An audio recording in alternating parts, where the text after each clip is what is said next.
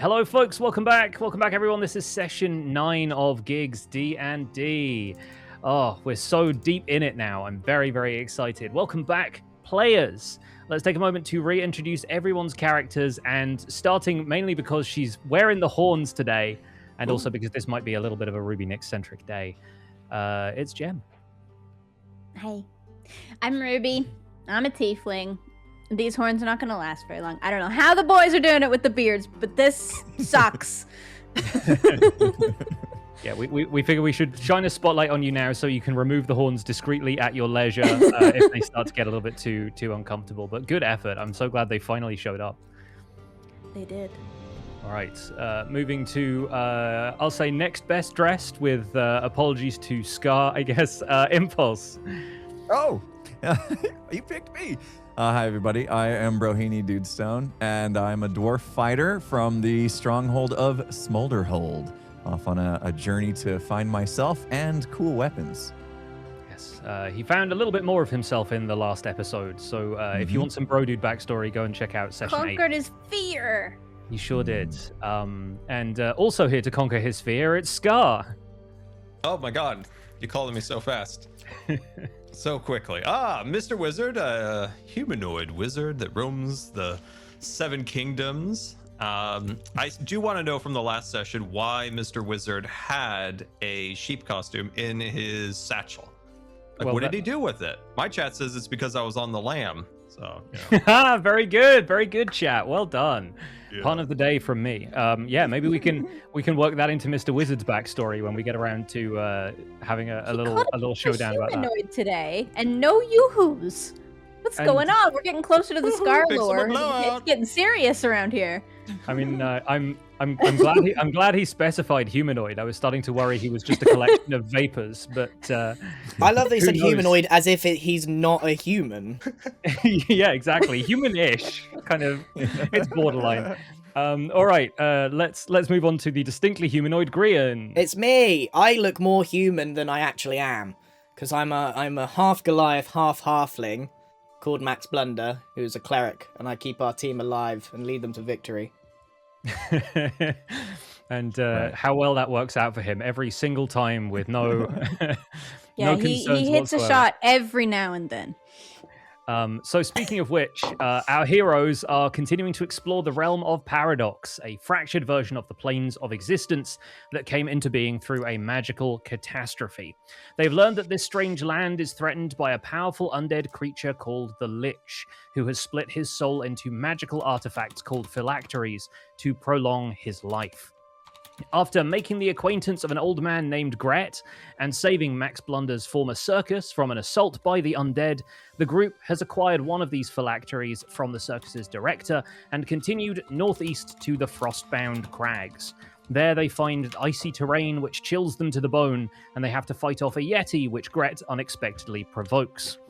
The adventurers find evidence that an enormous creature has been inhabiting the crags, and after finding their road blocked by a rockfall, they discover a frost giant has set up his home in a ruined building.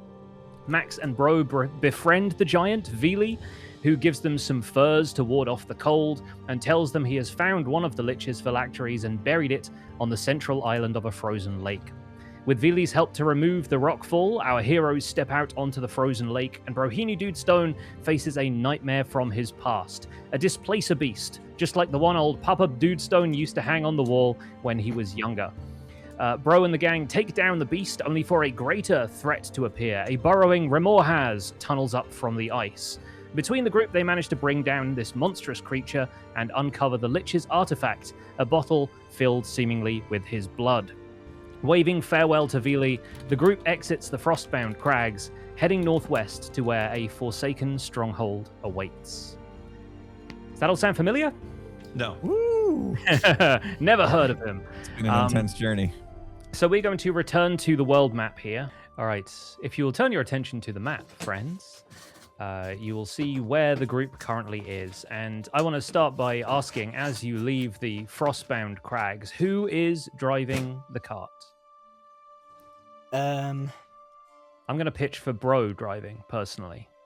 Oh yeah, I'm feeling pretty good about that, about myself at the moment, so I'll take the wheel. Yeah, he's With the steeled reins. himself against these. Just no wheel. just decided to try driving the horse with a What was wheel. the horse? So Gus, the faithful horse, is driving the cart over this bridge, and Kong the donkey plodding alongside. You guys are chilling in the cart. Everybody, if you've got your character sheets there Yeah. available, can give yourselves a long rest Let's so do you can that. be nice and I- refreshed. I was a little bit hurt, I think, after Yes. last one. Mr. Wizard needs all his spells back. And he needs to do his portent rolls. Indeed, he does. Good I thinking. think I get to my character sheet the most cockamamie way ever. it might be. I can't. No, wait. How come I can't? Oh, players. Oh my gosh. This is a My sad, book. sad moment here. There we are. Oh yes, the book is Sometimes useful. going to be worth having. Okay. Okay, we needed the Putent rolls and then long rest. It's a bit What? different to the portent rolls. Yes. Portent. Okay, long Just rest. That's done. see how good your bowel movements are. Roll. Yes. Roll for putent. Scar, do you remember where Portent is? Yeah, I was gonna ask if you could remind the audience where it was. Yes, absolutely. If Yeah, you go they to forget every week, dude. I did too. Those Yeah. silly guys. You would think The, they'd remember by now. features tab, Okay. the third tab down on your character sheet, and then Portent is right there in Okay, Wizard Portent, features. there we go. Yeah. Okay, sweet. And then I do D20, right? Hoping Yes, for click a on one. the- Praying on for the a D20. one. Oh, 2! A 2 is pretty good. A 2 is so That's good. good. That's a 2, and Wow. yeah, Give us a click on the 20. Give us a D20. 20. Oh, that's not bad. 2 bad ones is Ooh. great. A 7 could also be a fumble on the part of whoever you want to inflict it on, so that's Okay. very, very good. Okay. Make 2, a note 7, of those 2, 7. rolls. 2 and 7. Okay.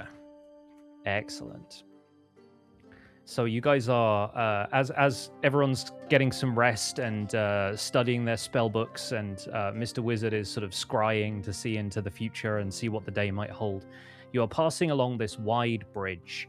The central support pillars either crumbled and floating, or seemingly descending infinitely into the swirl of magical mist below.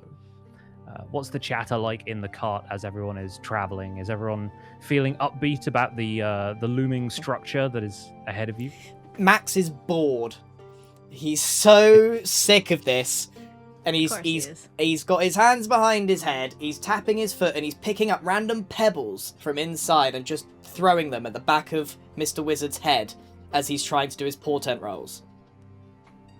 I think he's just sick of me bragging about that victory that I just had. I can't stop talking about it because I'm so full of myself now.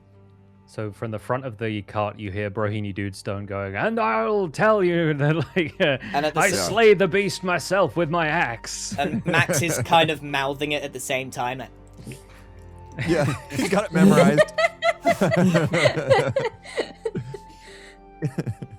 Yeah, Mr. I Wizard can just picture pulled out that. a huge stash of incense, just lit it up to try to see into the future. He's trying to create a cloud in front of him. All he sees is purple. Ruby's Yeah. staring at Mr. Wizard's bag Uh huh. and just wondering how much more could possibly be in there. It's seeming a little lighter than it used to for some reason, whether it's just the fact that you've pulled all of these items out or something to do with the magical effects of Paradox, but that bag is slimmed down. We've learned a lot about what is in it. Max is now trying to throw things into the bag. All right, give me a. We need to make this some sort of check, I think, just to get some nice rolls right off the bat. I'm trying to think what this would be. I want to say it's either sleight of hand or alternatively athletics. If you want to pitch for it being more like a. It's more like a basketball throw. Yeah, a it's more basketball like a 3-point. Yeah. Okay. Okay, cool. Give me an athletics check then. I'm gonna throw something a little more substantial this time. Look, for my empty potion bottle that I had from the last encounter. I'm gonna Alright. try and sink it. 18, 23. With a 23, I think somehow like it like goes in cork first, and obviously like the bulbous end is kind of hanging out, but then like one of the sort of jostles of the cart just tips it over, and it just like it does like a kind of circle around the rim and then immediately dunks. It like kind of goes like this and then perfectly centered. Poof, Boom. straight down the Yes. middle. Whoa! I get up on top of the cart, do a backflip. We'll keep that as part of the same athletics check, I think, if it's all in the same sort of smooth motion.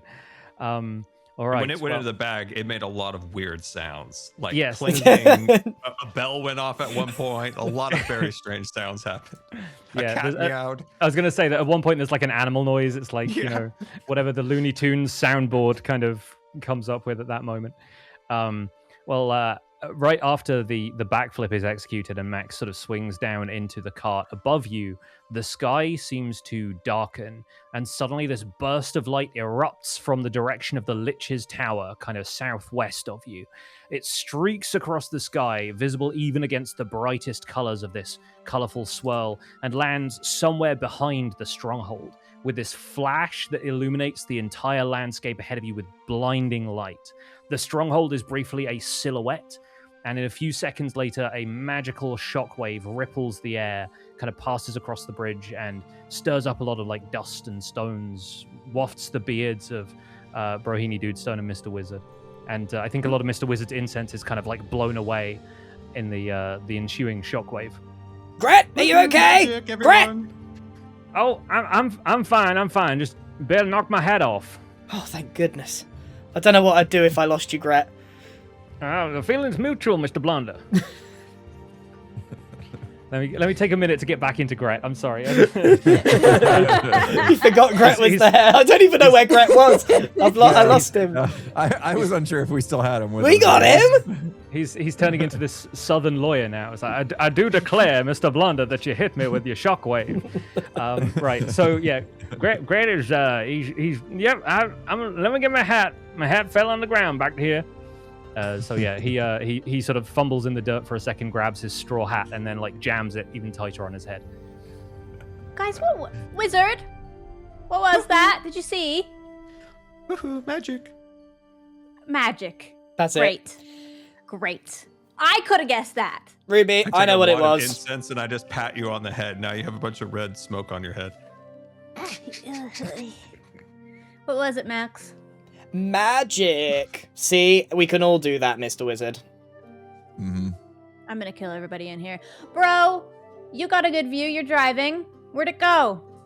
I honestly was just focused on the ground in front of me. I didn't see it coming. Oh my god.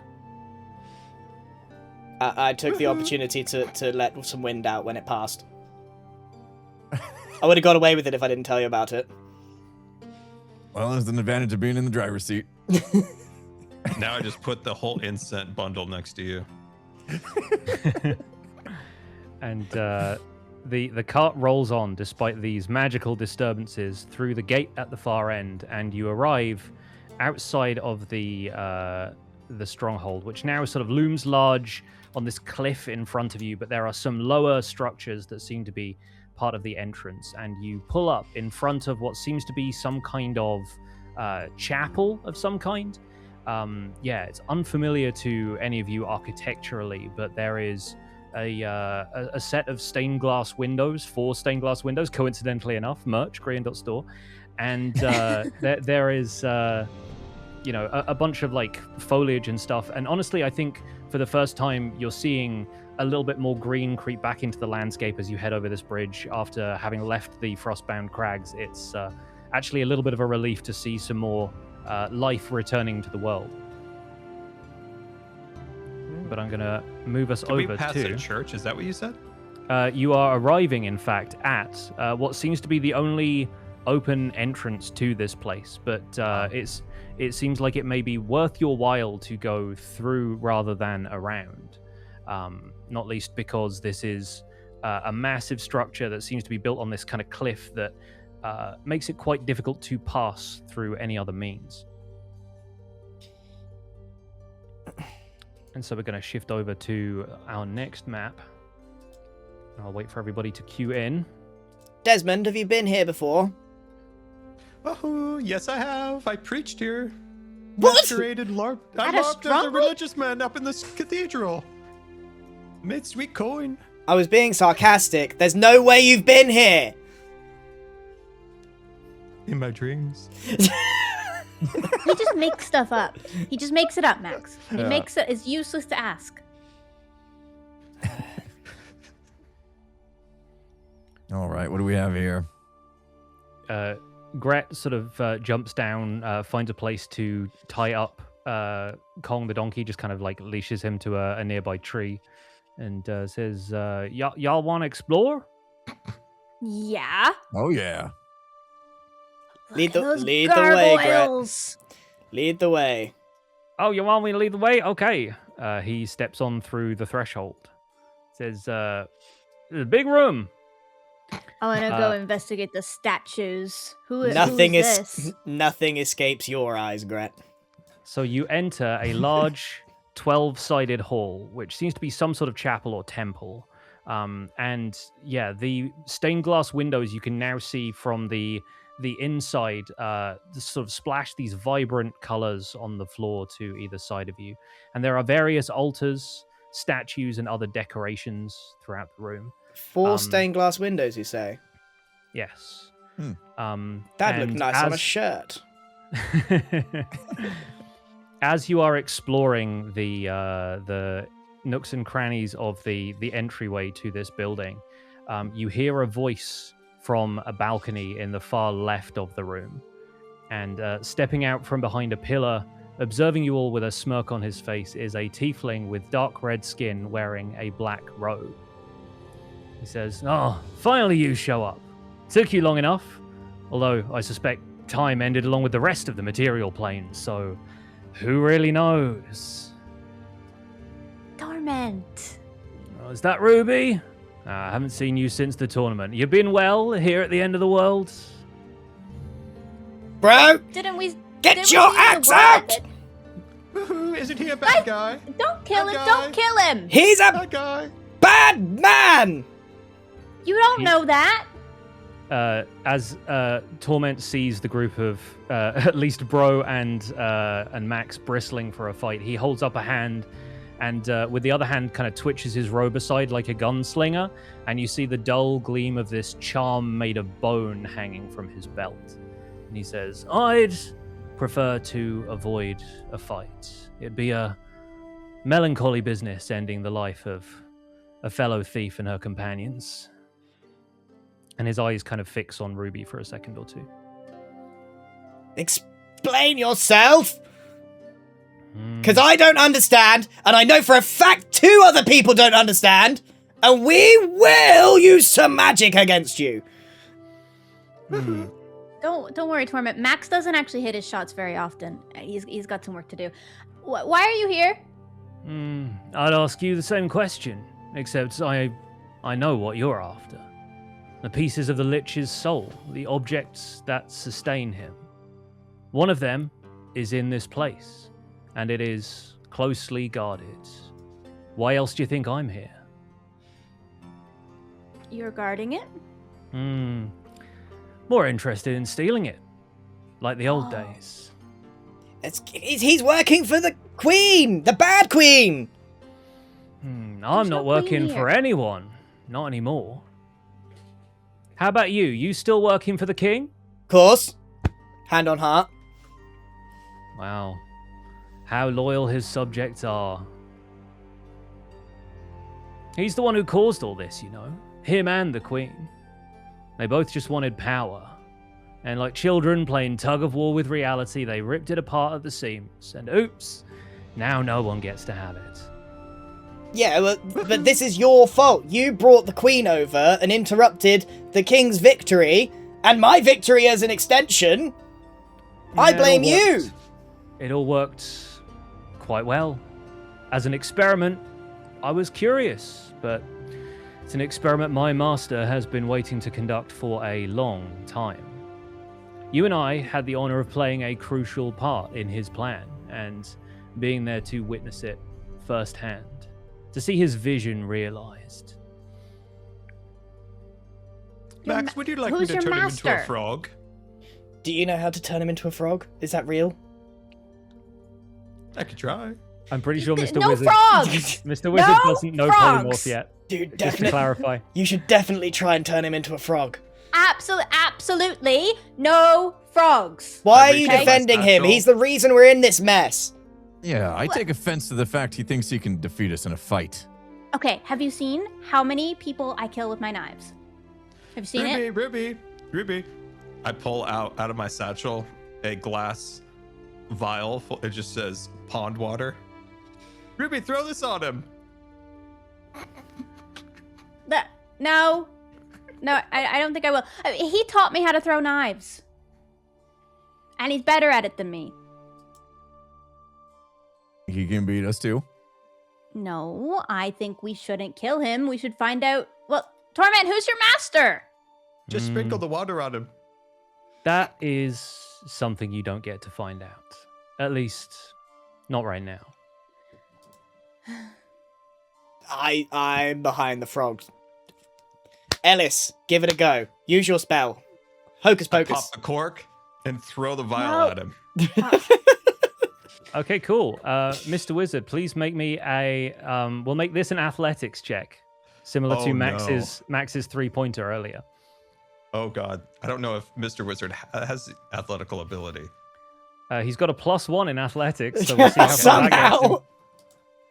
Oh, I do have a +1. Okay, here it goes. I think it's the height. A 10, huh? Oh, 11. Okay.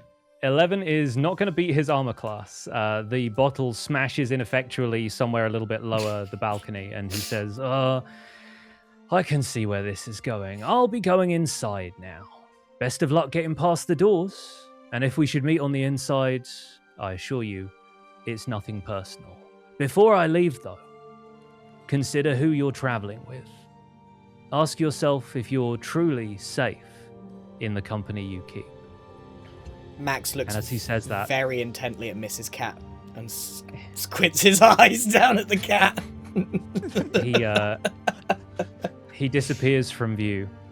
And Gret walks up behind and says, "Is he a friend of yours?" No, Yes. I hate that No. guy. I hate him with a capital hate. He hasn't done anything to you. And he smells like pond water. So do you. I turn to I gotta Mr. swap one next time for him, right in the head. I'm turning to Mr. Wizard now. What happened? Where's the frog? Well, there was a drafty breeze in this building, and it changed the trajectory of the vial at the last second. But He's don't got a bad worry, Mr. arm. Grit. You suck. Can't throw. Don't The, worry, uh, I've got a swamp water vial next. That was The pond- pond water. The pond water is now just kind of slowly dripping down the pillar that supports the balcony. What Can was I that? do like an investigation magic for this room to figure out where we are? You absolutely can. Go ahead and, if you want to focus on the magical stuff in here, please go ahead and roll Arcana. Arcana. Ooh, nailed it the first time. Somehow a rolled 2 is an a 11! He rolled a That's- 2, Chad. That's the same as the strength check that he just rolled. I want to point that out for everybody. So you looking around this room, you see a few things that are very obviously magical. In fact, you're standing next to one of them. There are these two kind of stone dishes that are supporting something that looks like a kind of swirling ball of wind. As of right now, that's the only thing you notice about this place that is really magic. But looking around, you see that further into the room, there is this large kind of basin of water, supported by a couple of like staircases and pillars. Further in, there is a large set of double doors flanked by these kind of flaming braziers. And around the room, there are various other nooks and crannies and things that you haven't quite discovered yet. But as far as like a magical overview of the area, there is one thing that is quite clearly magic, which is something that seems to be keeping wind enclosed in a kind of spherical form. I, with all force and confidence, point to it and look at everyone and go, magic. That's it. I Just go. magic. I head over to the pillar and I point at the pond water on it and go, water, wet.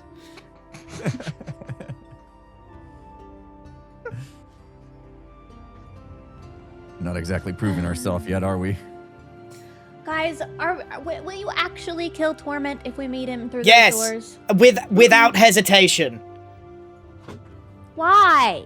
I hate the guy. He ruined my Why? life. We're after the same thing. We need it. We need to make sure he doesn't get it. Okay, well, bad news. I already basically killed him, and I don't know how he's alive. So I don't think this is gonna go very well. Do you know what Woohoo, that that's why we bone turned him into a thing frog. was that he had that he was making me hesitate a little bit? Was that a lie? Do I know? Can I history check? Do I know anything about that? You can absolutely history check.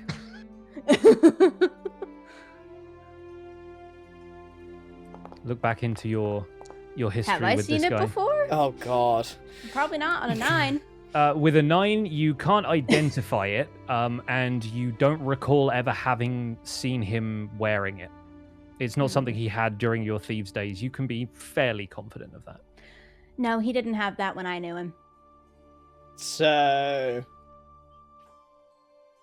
I'm gonna guiding bolt him as soon as I see him next. Okay, All right, we I'll could sharpen try. my But axe. what he did say something at the end about who we travel with. Are we sure Mrs. Cat is not like a bad guy or something? I'm saying that cat has been dubious this whole time. Done nothing, went to the pub. I mean, really. Yeah, it's a little weird. Mrs. Cat meows, jumps up onto this thing, and starts like batting at the ball of wind. Gret, what do you Like- think about Mrs. Cat?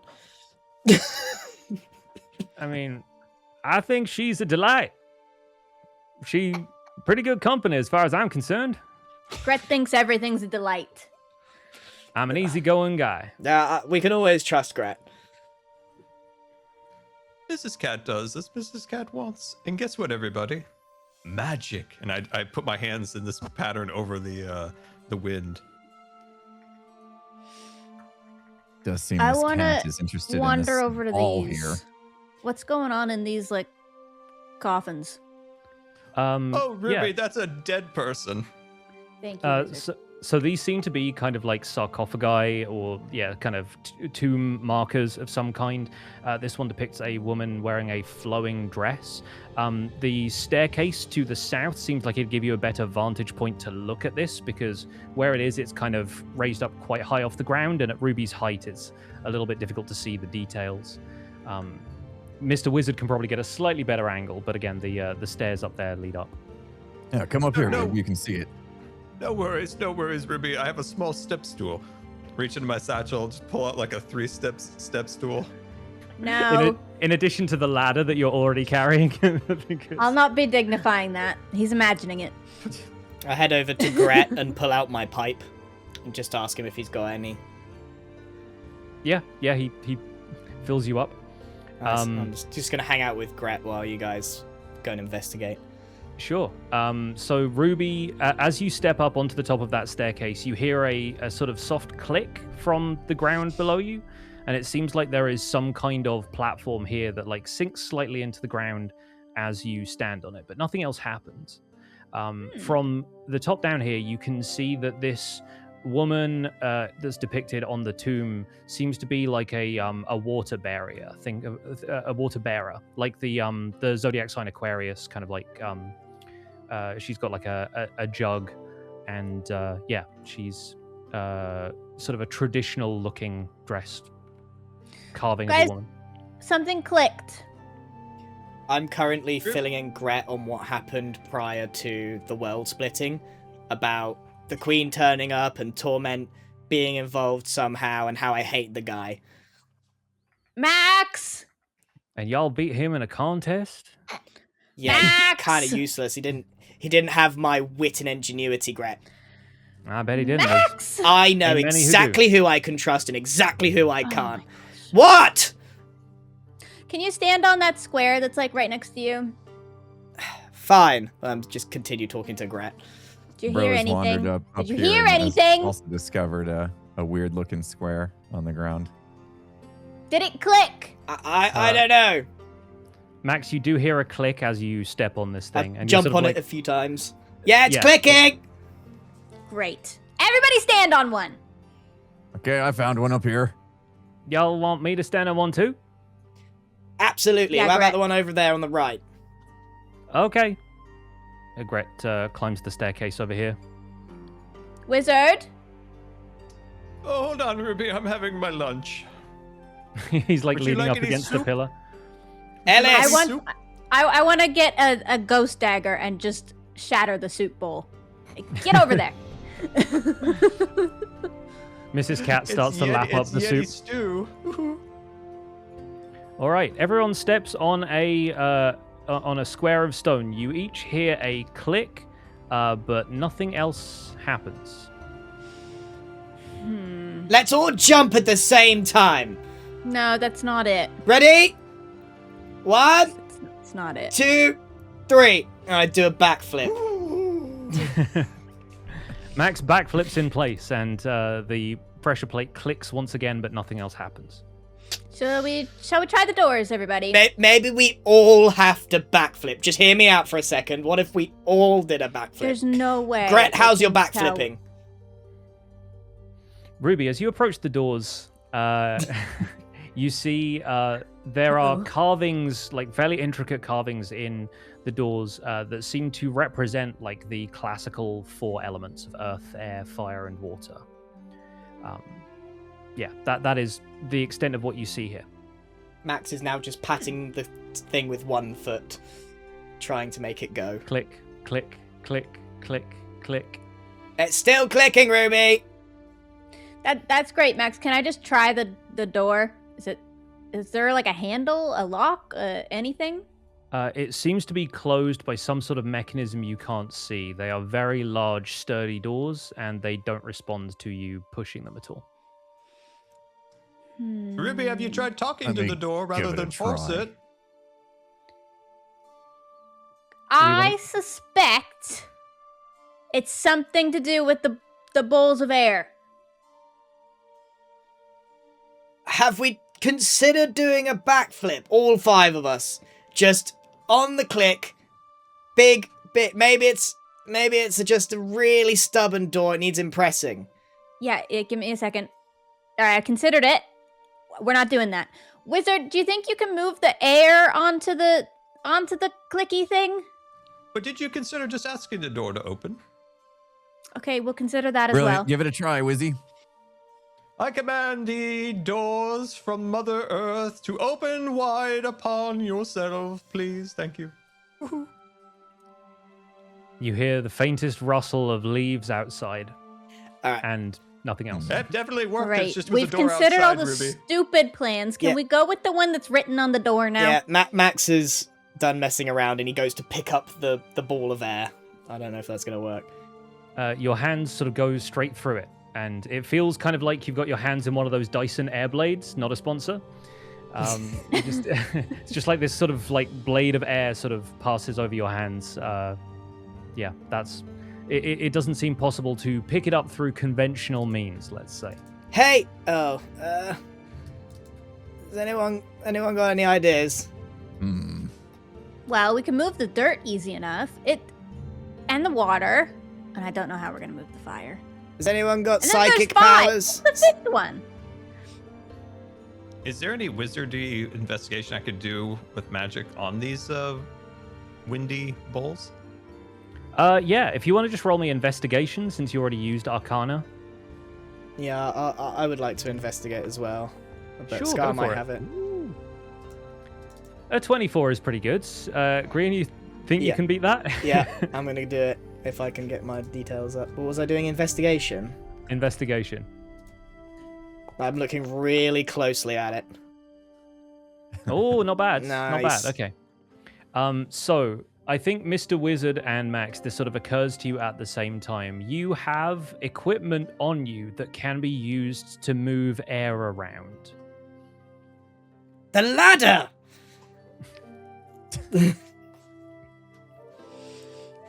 Right, check your You want me pockets, to put the everyone. What ladder have in you the got? wind? What have you got, everybody? Check your pockets. Okay, let's see. I've got a net. I've got bagpipes. I've got a candle, and I want to go up to the fire and light the candle in my thing and place it on this. I've got it, everyone. I can use the crowbar to force the doors open. Okay, Ruby has lit a candle and is heading over to one of the clicky plates. Yeah. Max, Candle in Ma- hand. Max has pulled out his bagpipes. Yeah. Okay, great. What is everybody else doing? I've got the crowbar. Mr. Wizard has a crowbar. I tried to throw my net over it. Wizard, water. The net passes I do have harmlessly through. A swamp water vial left. That Good. didn't work. Dump that out.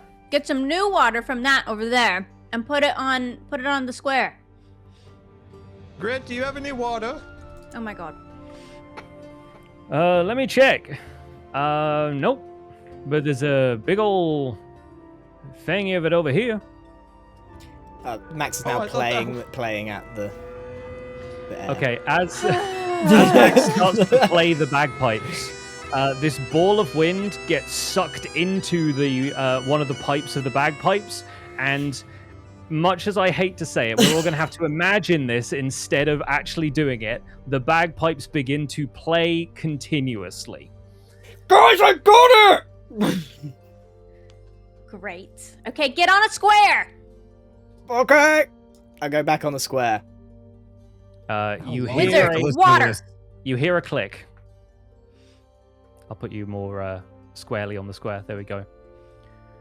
Bro, can you get some dirt Sure can. from those boxes over there? These guys. Did my candle do anything when I laid it down? It doesn't seem to have done anything when you it doesn't seem heavy enough to actually press down the. Pick up. If I This- stand on there with it, is it happier? What about picking up Yeah, the? it You can pick seems up to the be whole happier. thing. Pick up the whole thing. I'm standing there with a candle. That's fire. It's fire. Whoa, Okay, Ruby, I got the dirt. You've Max. got a bagpipe and you're judging Sorry. I had two of Was you that me? selected, my bad. Yeah, no, that was Okay. me because I moved Max more squarely onto the plate and I forgot to unselect you while I moved Gret because Gret has now gone up and is standing on one of the other squares. Okay. Is this the elements? So Bro has scooped some dirt. Yep. Mr. Wizard has some water. Yeah. Ruby has a candle with fire. Max has the bagpipes continuously playing. What does Gret have? Gret stands on the third one and says, maybe the fifth element is love. And as he says that, all of the pressure plates open out into trap doors below you, and you feel your stomachs drop out from underneath you as you tumble into the long darkness below. And you hear as the bagpipes fall down. All right. The group of you fall into unconsciousness. But Oh. Ruby, you fall elsewhere. It's dark, and you're wrapped in fabric, bundled up, and comfortably cold. Someone has scooped you up in their arms and is moving, and then stopping, and then moving again. You can hear them breathing quickly, and it's comforting to you to just hear them breathing. You're not yet old enough to tell when someone is afraid. Later, and you have no idea how much later, you are placed carefully onto some soft surface, and you hear footsteps, and you hear a voice talking in a hushed tone. Niflheim. No, I can't be more specific than that. I'm already worried that they can scry for me or hear the sending stone, but she's with me. You wriggle a little bit, and a piece of soft fabric drops from where it was wrapped around your teeny tiny horned head. The world around you is a deep blue, flecked with luminous points of light.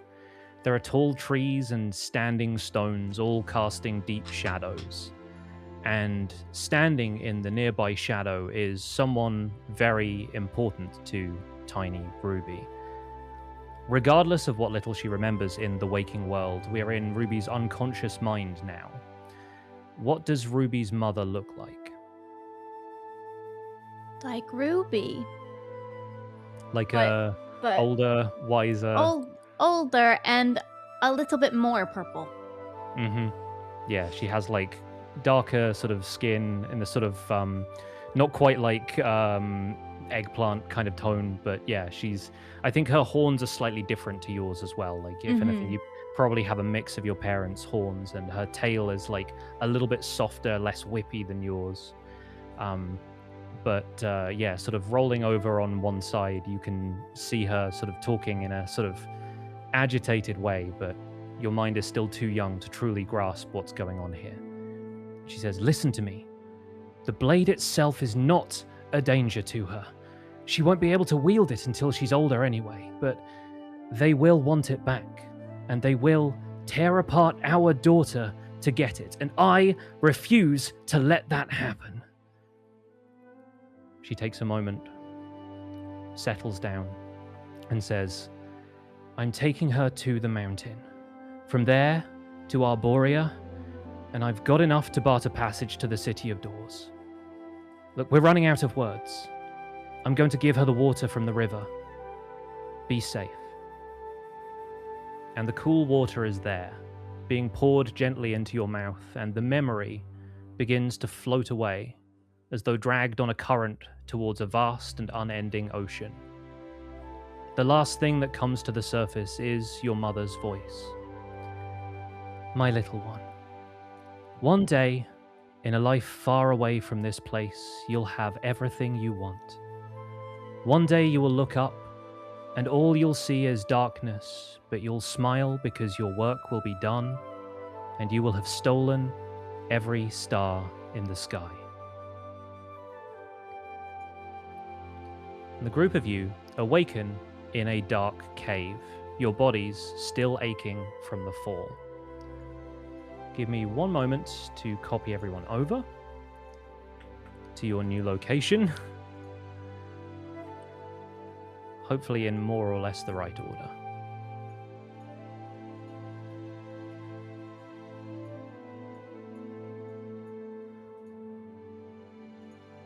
Okay. We should be arriving. Are we here? We landed? Whoa. You have Oh, what just happened? landed. Max sits bolt upright. Okay. Gret! Gret! I'm here. I'm here. Rush over to Gret. Are you okay? Don't think I broke nothing. How about you? Oh, I'm fine that you're fine, Gret. That's all that matters. So anyway, Mrs. as Wizard? Ruby? You guys good? Bro, I think Max is in love with Gret. I know. I'm trying not to be jealous. I just... Max and I were good Somebody buds has to until say Brett it out came. loud.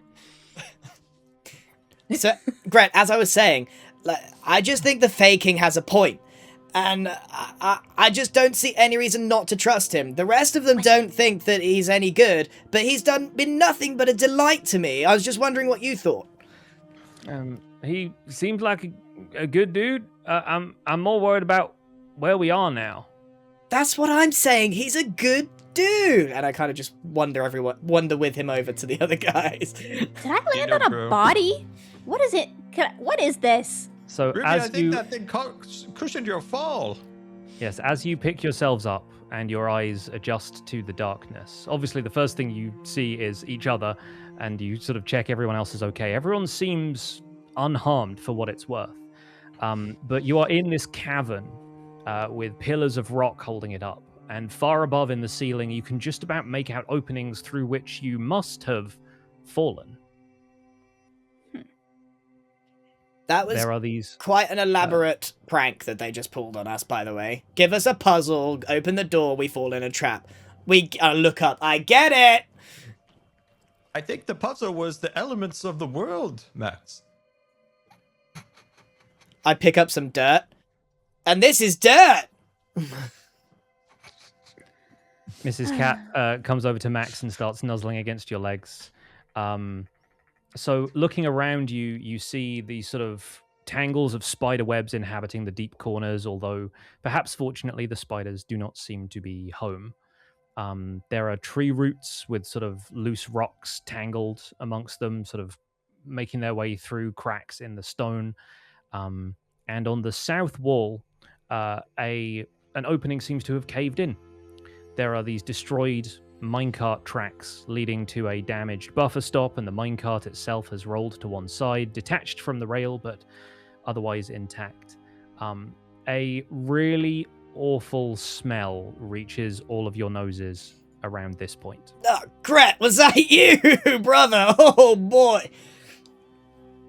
I've been somewhat prodigious in my time, but that was not one of mine. What did that giant feed you? Good gracious. Didn't feed me nothing. We should investigate, guys. How's our vision here, Pix? Can we see? Because I don't have night vision. Yeah, I think it is fairly dark, but you're able to see, and it helps that there is actually a faint glow coming from a wider sort of tunnel to the west, sort of coming around a distant corner. But yeah, there's enough light here for you to see by. We'll say, for the sake of the fiction, Mr. Wizard can use the light cantrip if he wants, but mostly I'm just trying to avoid Foundry doing too much with the technical side of things and overwhelming people. I'm gonna go and do an investigation on this guy in the cart. Looks like this guy had a bad ride. Yes. The smell coming from the body in the cart turns your stomach. If you want to try poking around, feel free to roll investigation. Oh. All right, It's 18. with an 18. How are you investigating? What are you doing? Are you just looking from a No, distance? I don't care about the smell or anything. I'm looking in his pockets. I'm properly getting hands-on with this corpse. All right, fantastic. Everyone please roll initiative for me. Oh, great. Oh. Max! As the body in the cart lurches forward as Max starts to prod at it and reveals itself to be an undead creature. Sorry, I've got all of the initiative up from last time. This is real bad. Let me fix that real quick. And in the meantime, I'll put some battle music on. Thanks, Max. Just had to touch the dead body. Can't leave anything alone. You can thank me later when we kill it. It's about time we get some action. Ruby, bring out your daggers. Yeah. All right, we need to remove that, bro, dude. Mr. Wizard rolled the same as he did last time, which is a 2. And I need to roll happened, Wizard? for this creature and for Gret. Wonderful. Okay. Well, the creature is going to go first and is going to attack Max because Max has obviously been going through his pockets and he doesn't like that. So first of all, yes, we're going to have this thing claw at Max. Bring it on, dude. Not you, bro. It brings it on with a 15. Does 15 hit Max's armor? It matches it, so I guess it hits. Okay. It meets it, beats it. Yes, great. Okay, so this thing claws at you with these ferociously sharp claws, dealing 10 damage to you. Whoa. Not cool. Don't worry, Max. I got you. And that's everything it's going to do on this turn. So we'll move down to Brohini. All right, it's fairly straightforward on this one. I think I'm close enough to just take a big swing at it. Having said that, since you're starting right next to this creature, I'm going to need you to make a Constitution saving throw against the stench of this creature. Okay.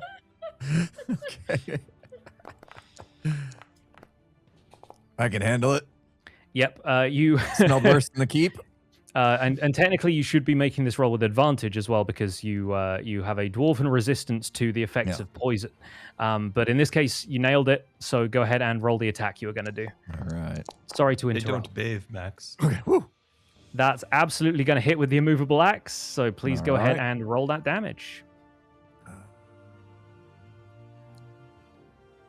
Pix, is your stream showing the map? I don't have the damage. Oh, sorry. Yes, I'll move back to the map. Where's the damage part of it? Oh, wow. Way up there. Okay. Found it. All right. Whoa! Oh. Take it, Bro, take dude it. has found his combat. Told with- you I'd help you out there, Max. I got you, buddy. 15 damage. Yeah, you cleave an arm off of this thing. It's very clearly undead, and its tongue sort of lolls out as it sort of turns to go blah at you. And yeah, you chop an arm off. All right, fantastic. Is that it for Bro's turn? Yeah, I'm gonna stay. We're over to Max. I have something I can do against undead people, but I can't find where it is. Turn It's undead. probably in features rather than spells because it's part of your Channel divinity. Channel divinity. Yeah. Nah, I'm gonna blast this guy because I'm really annoyed. I'm gonna guiding bolt this guy. I'm gonna absolutely obliterate him from point blank range. Nice. Yeah, I'll use a big slot for this one. Boom. Okay, fantastic. That's definitely going to hit with a 20. Yep, that hits. Go ahead and roll guiding bolt damage. The point blank guiding bolt. I'm annoyed. All right, damage. Here we go. Normal. Goodness gracious me. Where were these rolls in the last 8 sessions, guys? It had 21 hit points left, so it is now dead. Oh, obliterate. Dead for a second time. As yeah, the ghast, it was actually a ghast, is sort of blown out of the cart and just sort of slumps against the nearby wall and dies. Oh, and thank we're God I didn't have to out of touch combat. that thing. I just turn That to was Mr. Wizard. disgusting. Just turn to Mr. Wizard and give him a wink. I pick up the hand that Bro chopped off, Yeah. and I pat Max on the back with it. Good job, Max. Good job, Right. Bro. I'm gonna loot that Good body. fight. Easy I'm one. gonna loot that body. Oh. Okay, It Max, still go ahead and stinks. give me a Constitution saving throw. Yeah, no problem.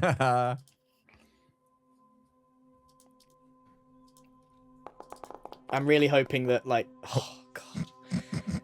Okay, cool. The stench of this thing reaches your nostrils, and it is the foulest thing you've ever smelled. And suddenly now it's on your hands and it's on your clothes. Ah.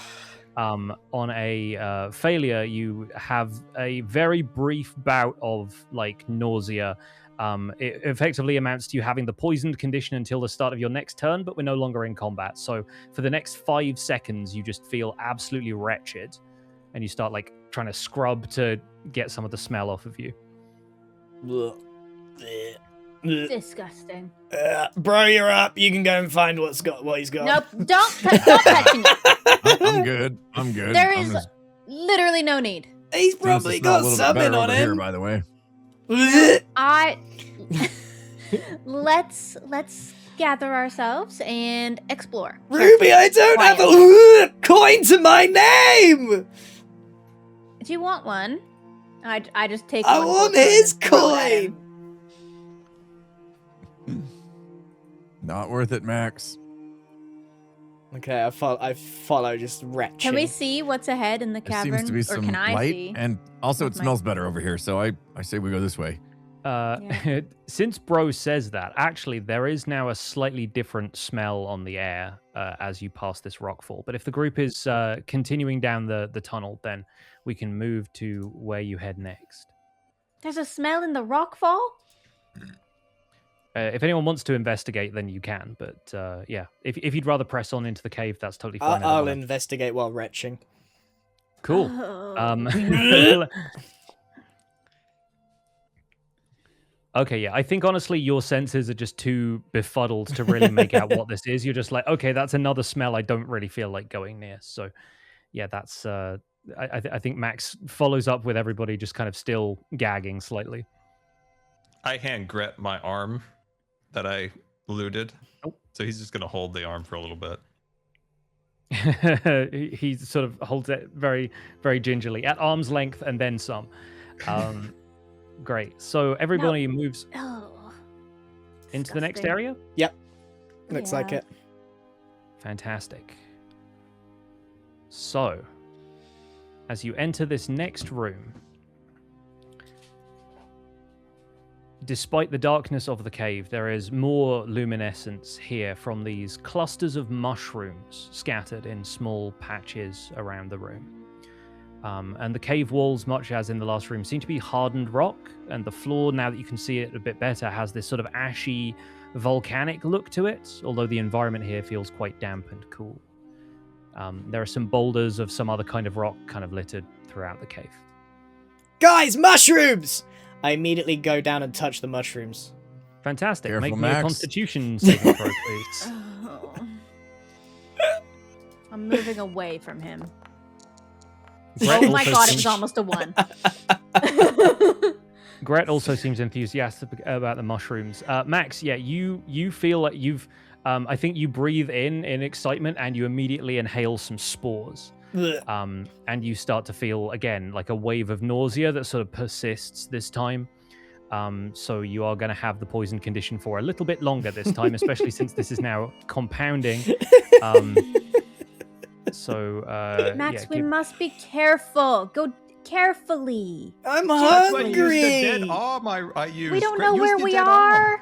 We don't know who's down here. You could use a little bit of stealth. I'm hungry!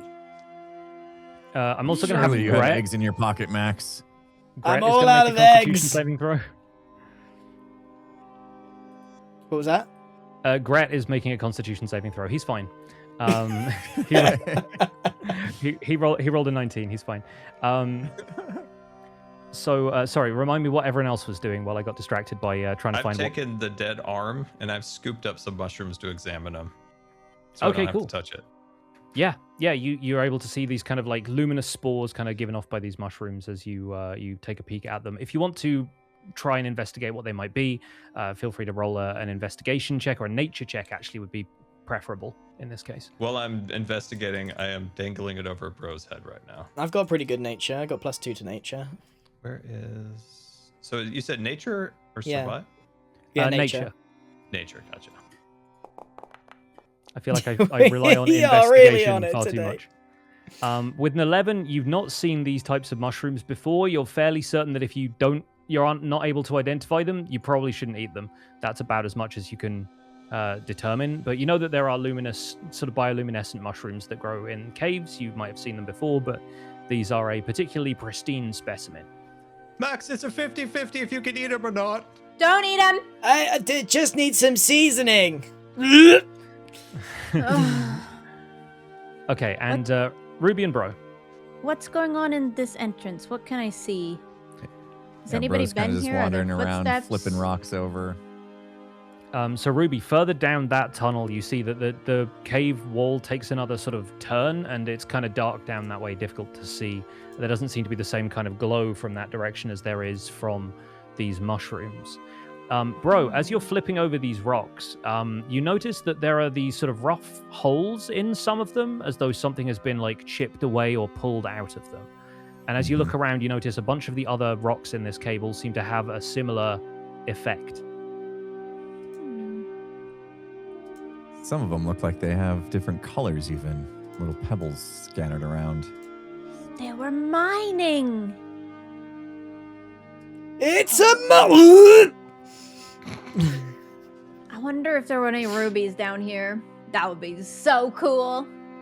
As you say that, suddenly, and with almost no sound whatsoever, a large mouth with ringed teeth bursts from the floor of the cave.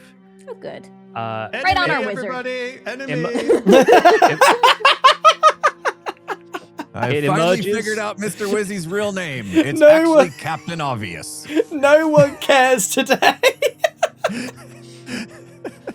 We're so desensitized to it now. So this thing emerges from the ground as though swimming up to the surface of a lake, and the body that follows has 3 arms, which plant itself in the rock of the cave and haul up a hindquarters with 3 legs.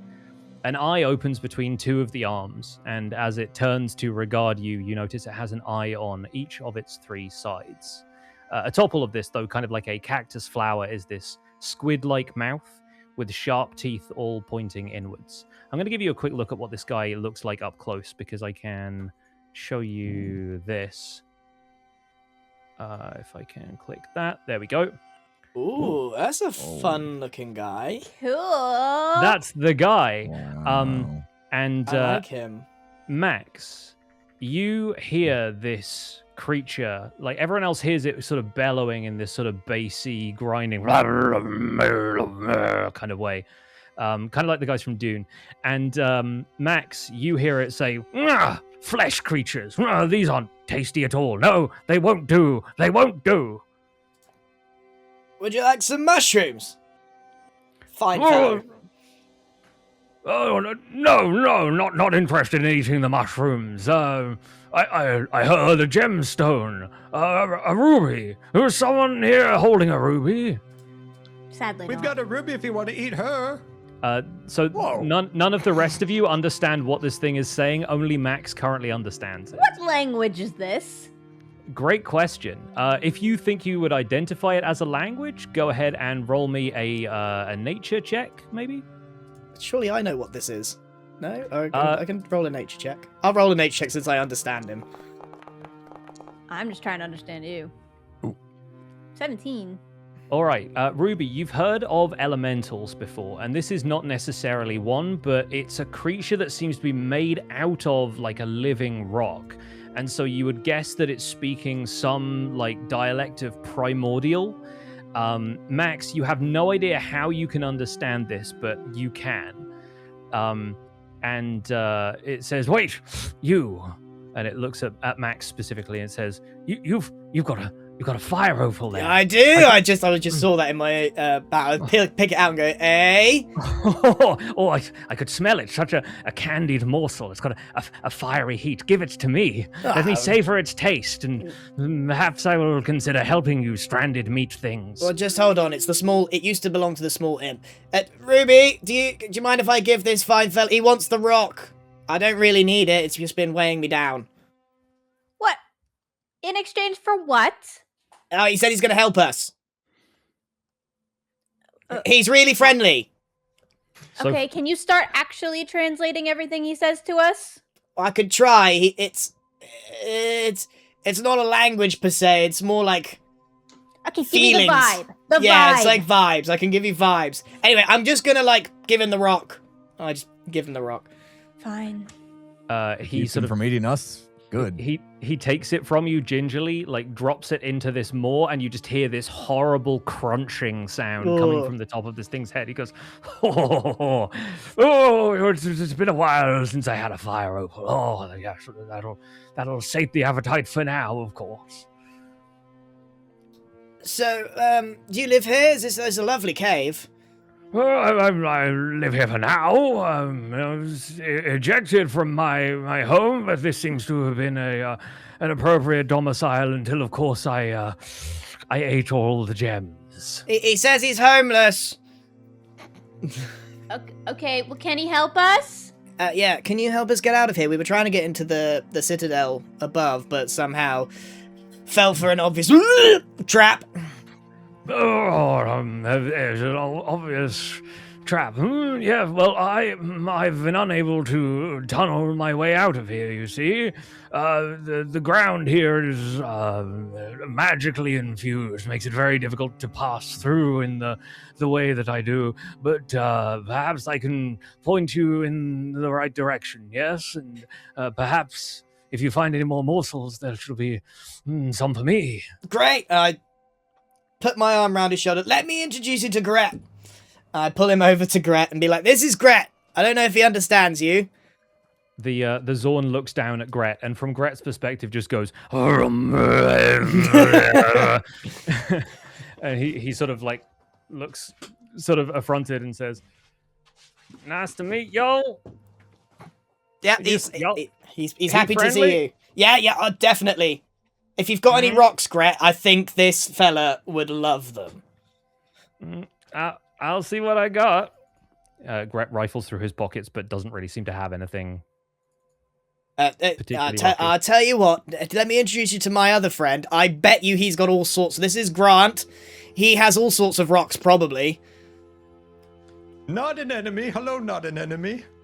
This wizard realizes he's not an enemy. If you put a rock into his mouth thing, I think he'll be your friend, if you've got one. Max, did you notice he has a chin eye? Yeah, it's cool, isn't it? Yeah. I like this guy. I want a chin eye. All right, I rifle through my pouch. Do I find any rocks of any kind? 'Cause I technically don't have one in my inventory, but I do have an infinite pouch of wonders. I think we can roll on the trinket table to see if you do have. Oh, something. let's see what he pulls out. I hope it's not a Right. two-headed worm. I was going to say, if this is anything not a gem, this is going to be quite funny. Let me see. Sorry, this is going to take a second. I can't remember where. I turn to Bro and go, he's not an enemy. I was wrong. All right. He's Well, a that's good to hear. Jedi 'Cause man. all I hear is grunting. I had no idea. At this point, we'll take it as read that I'm going to just, like, translate the vibes very loosely. Okay. I need you to know what I just rolled on the trinket table. So you know what a cameo is? Like a little locket that's got like a photograph of somebody inside of it. Okay. Yeah. Like a So pocket watch Mr. with a photo. Mr. Wizard pulls out one of these, and yeah, it's like a pocket watch with a photo in it, and it says canonically a cameo of a hideous person. And so Mr. Wizard just has a picture of just like a very we'll say charitably plain looking individual, but it is not a gemstone. Oh, is Can I is throw that, it in his mouth? is that a romantic partner of yours, Wizzy? What is that? Who's that? It's just none of your business. If you try and throw it in his mouth, I think the Zorn sort of bats it out of the air and goes blah, blah, and Max hears him say, "Oh, what's this? He's trying to feed me." He doesn't speak very good common, I'll be honest with you. No, I did tell him a rock, but it's a loose translation in his mind, it was something out the bag. Let's just take it as he tried to give you a rock. I could throw one of my crystals that I keep on my bandolier in his mouth. I Oh, might save that for later. so save it for later. You're sort of hiding them under your robes for now. I can just kind of like sweeten the deal. Like, if your help actually works out, I think he's packing some crystals. He's been trying to sell me one since I met him. Well, if you've got something for me to eat, then yes, I will happily help you. Listen, to the north of here there is a door. I think it leads upwards, but I've been unable to get it open. Perhaps you might start there. He says that way, and I point North? towards the door. Point up towards here? the north. Yeah. All right, let's go carefully. And this guy follows you. Gret sort of picks up and follows as well, and will take you over to the northern side. And we'll bring, the character leads the way. I'm gonna perception check for the first time in my life today. Please do. You finally met a character you don't fully trust. No, he's great.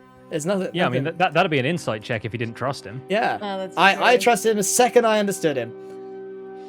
Perception. I do pull out of my satchel a paper bag and hand it to Max. It says sick 15. bag. 15. It's like from an airline specifically. It is, A Yeah, lot United of coffins. So Max, I think you step through the entrance to this part of the cave first, and it broadens into a wide space. You notice three things immediately with a roll of 15.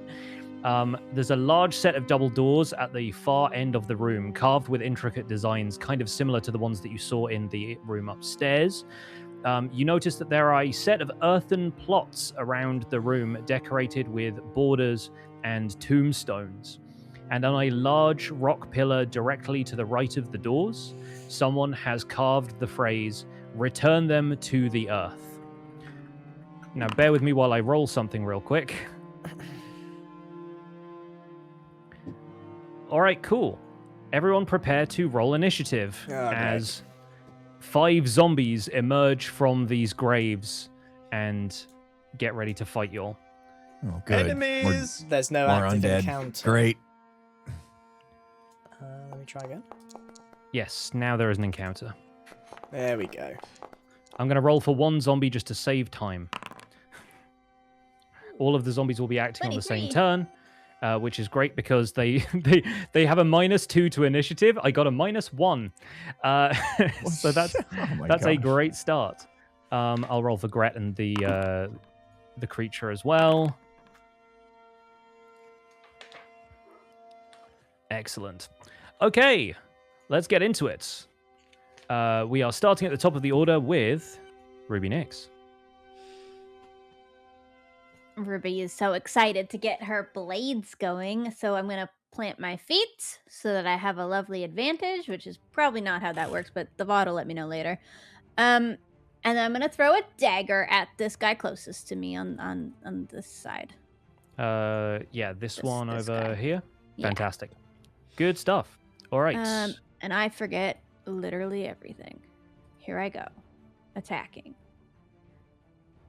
I click advantage, right, with the planting feet, with the... Yes, steady with aim the- does give you advantage on your attack roll. Yeah. I'm gonna ask every time. Oh, yikes. Oh, God. And it's a good thing it did, because an 18 hits. Okay. Damage. Oh, yikes. Oh, God. That is going to be 5 damage to the nearest zombie. I'll sneak attack. Since you have advantage, you get it. Gotta make up for that. 6. All right, 6 damage is good. Yeah, this thing is And immediately bonus. looking very ragged. I can bonus Psychic Blade too, right? Yes. My shell. That's my last thing. Oh boy. That's going to hit. And a little bit more damage with a d4. 7. Okay, this thing takes what should have been a killing blow, but it survives on 1 hit of health. They seem to have this sort of unnatural endurance to them. So dear.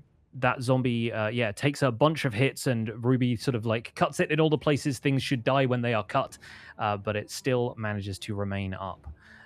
Next in the order is Gret, who has 30 feet of movement, so he's going to be able to move to... I think he has to move around the Zorn. So right now, I think he's going to just run up behind Max and tap Max on the shoulder and say, I think y'all got this one. Yeah. And- You hang back there. It is Max's turn. I'm gonna guiding bolt the one closest to Bro here. Mm-hmm. Seems good. Spells, but I'm only gonna do a level 1 one. Yep. Go. Get in. 23. 23 definitely hits, so go ahead and roll damage. Give me that big damage. Give me that big damage. Oh, bro, that's good. Okay, with a 17, you obliterate this thing, and something about the radiant damage seems to cut through whatever tethers the zombie to this mortal realm, and it is dead. Yay! So, Good job, Max. do you want to move out into the room, or are you good there? I'm gonna stand my ground. Okay, great. The next to act is your new friend, who gets to move a total of 20 feet. So he's going to run out into the room and say, "Oh, let me at them. I'll help. I'll help if it gets me tasty morsels." And the rest of you hear, "Bah." But that's all it can do. So, Brohini Dudestone. Oh, that was big help. I think I can, from here, my hand axe can make it to the one directly north of me. I guess it'd be. There is a pillar in the way. Obviously, these aren't Pillar in the looking way. like Okay, obstacles in gonna- Foundry, but they are obstacles. I will go out into the middle of the room then, Mm-hmm. and then I'm gonna throw the hand axe at the one on the right. Now he's right of me. Yep. Sounds good. Go ahead and roll that damage. Or roll the attack, rather. Attack roll. 15. 15 hits. That's Okay. definitely a hit. Damage. Oof. 6. All right. Yes, you manage to bury a hand axe in this thing's chest. It takes 6 points of damage. And on your next turn, you will have advantage on your attack roll because of the hand axe having Vex. Sweet. All right, I'm Mr. good. Wizard. All right, I move up a little bit. get in a better position. I see one over here. I'm going to prepare a ray of frost. Wait, that's shatter. Ray of frost. And then Okay. let's see. Oh, I got to roll first. Sorry. Roll. Oh my days! Today is not going well. Believe it or not, a 10 hits. Wow. So please roll damage. Oh my gosh, this has been rough for. Oh yeah, not attack damage. So here we go. Normal. And to clarify, you're doing the one that Ruby hit. This one over here. Yeah, I guess that one. Yeah. Okay, great. With 6 damage, yeah, this cuts through the last of whatever unlife this thing has, and it is down. All right. That one dies. Another bites the dust. And it He sort is of dust. it slumps backwards in the grave as the previous one did. That's going to be Mr. Wizard all done. And next up, aside from Mrs. Cat, who apparently has her own initiative, is the zombies. So this one is going to shamble out into the room in the direction of Brohini Dudestone, but it only gets to make it about there. This one here is going to move its full 20 feet, and this one here is also going to move 20 feet, bringing it to within biting distance of Bro. You get surrounded by these things, and this one is going to attempt to, weirdly, slam you. This is just the attack that they have. That probably doesn't hit. They rolled a 7. So, yeah, you you hear this I'm thing too big for that. scraping across the ground behind you, and you're easily able to step aside and avoid its attack. So, we are back to the top of the order with Ruby. Right. I will try to help Bro and move up a little bit since I should have advantage now anyway, because Bro's next to that guy. I'll shoot my daggers over Bro's head to that one. I don't know how to ping. This one. That one. Yeah, that one. Yes. That one. Great. And I will Psychic Blade. With advantage, because Bro is standing there. I believe the... Hang on. Yeah, I think the way it works is that you wouldn't get advantage because you're not planting your feet. Like, that's what gives you advantage. This is But just isn't like... there also advantage with friend, or that's sneak attack? Not advantage. That's what allows you to have sneak attack. Okay, let me re-roll then. Yeah, Normal. please re-roll that. Oh gosh. Okay, attack normal, and if it hits, I'll sneak attack. That's the difference. Yeah, there you go. All right, so that is 15, which definitely hits. So go ahead and roll damage. Nice. Okay. 10. Yep, that's Bro 10. leans to his left. Sneak. Yeah, I'm just going on either side of your ears, giving you a little trim. And sneak attack. All right, the first hit doesn't manage to take this thing down, even though it looks like it was a killing blow, but the sneak attack does finish it off. And yeah, that one falls to the ground dead. Woohoo! Another bites the dust. Nice. I'll use my bonus attack then to get the other one. Okay. You flinging it at the one to the left, like directly north of you? Yeah, the other closest one. Great. I assume that hits. That definitely hits, yes.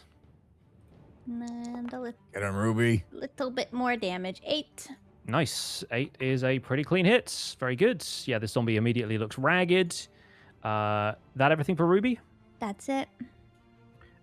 Gret is going to move 25 feet into the room Oh my God. and attempt to take a swing at this guy with his club because he actually gets to get within striking distance for once. Yeah, get in there, Gret. Oh my God, Gret. You remember the last thing Gret rolled in a combat? It was pretty poor, wasn't it? Last thing he rolled was a natural 1 fighting the undead who attacked the circus. Today, Oh! Gret's critting the other way. Nat 20. Let's go, Gret. It's a natural 20 for our boy Gret, everyone. Woo! Gret is going to roll critical hit damage with his club.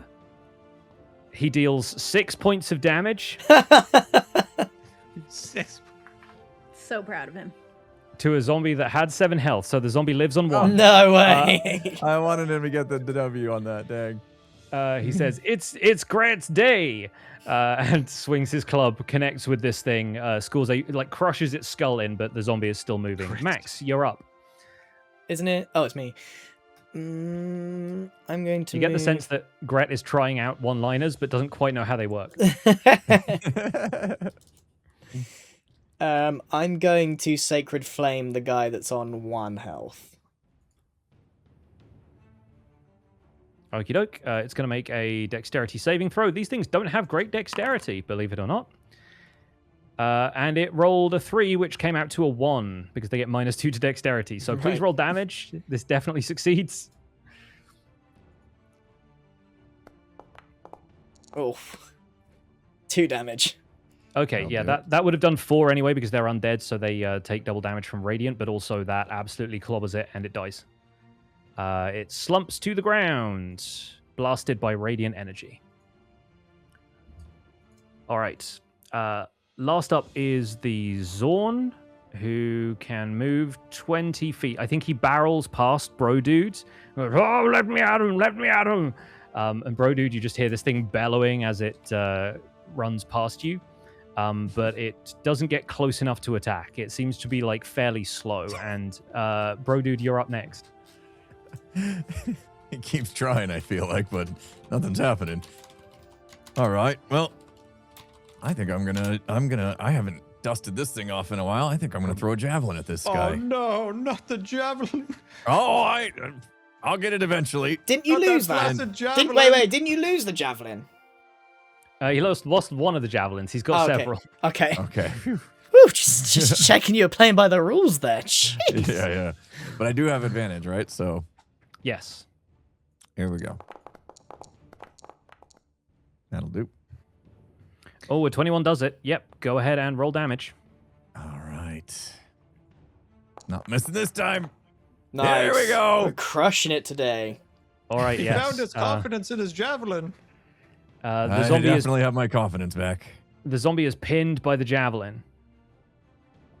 But it takes 10 damage and it is still kicking. Is that everything for Bro? Yep. Mr. Wizard, you're up. Oh, I'll just save my good stuff with a bit of a ray of frost. Let's see. So that is a roll.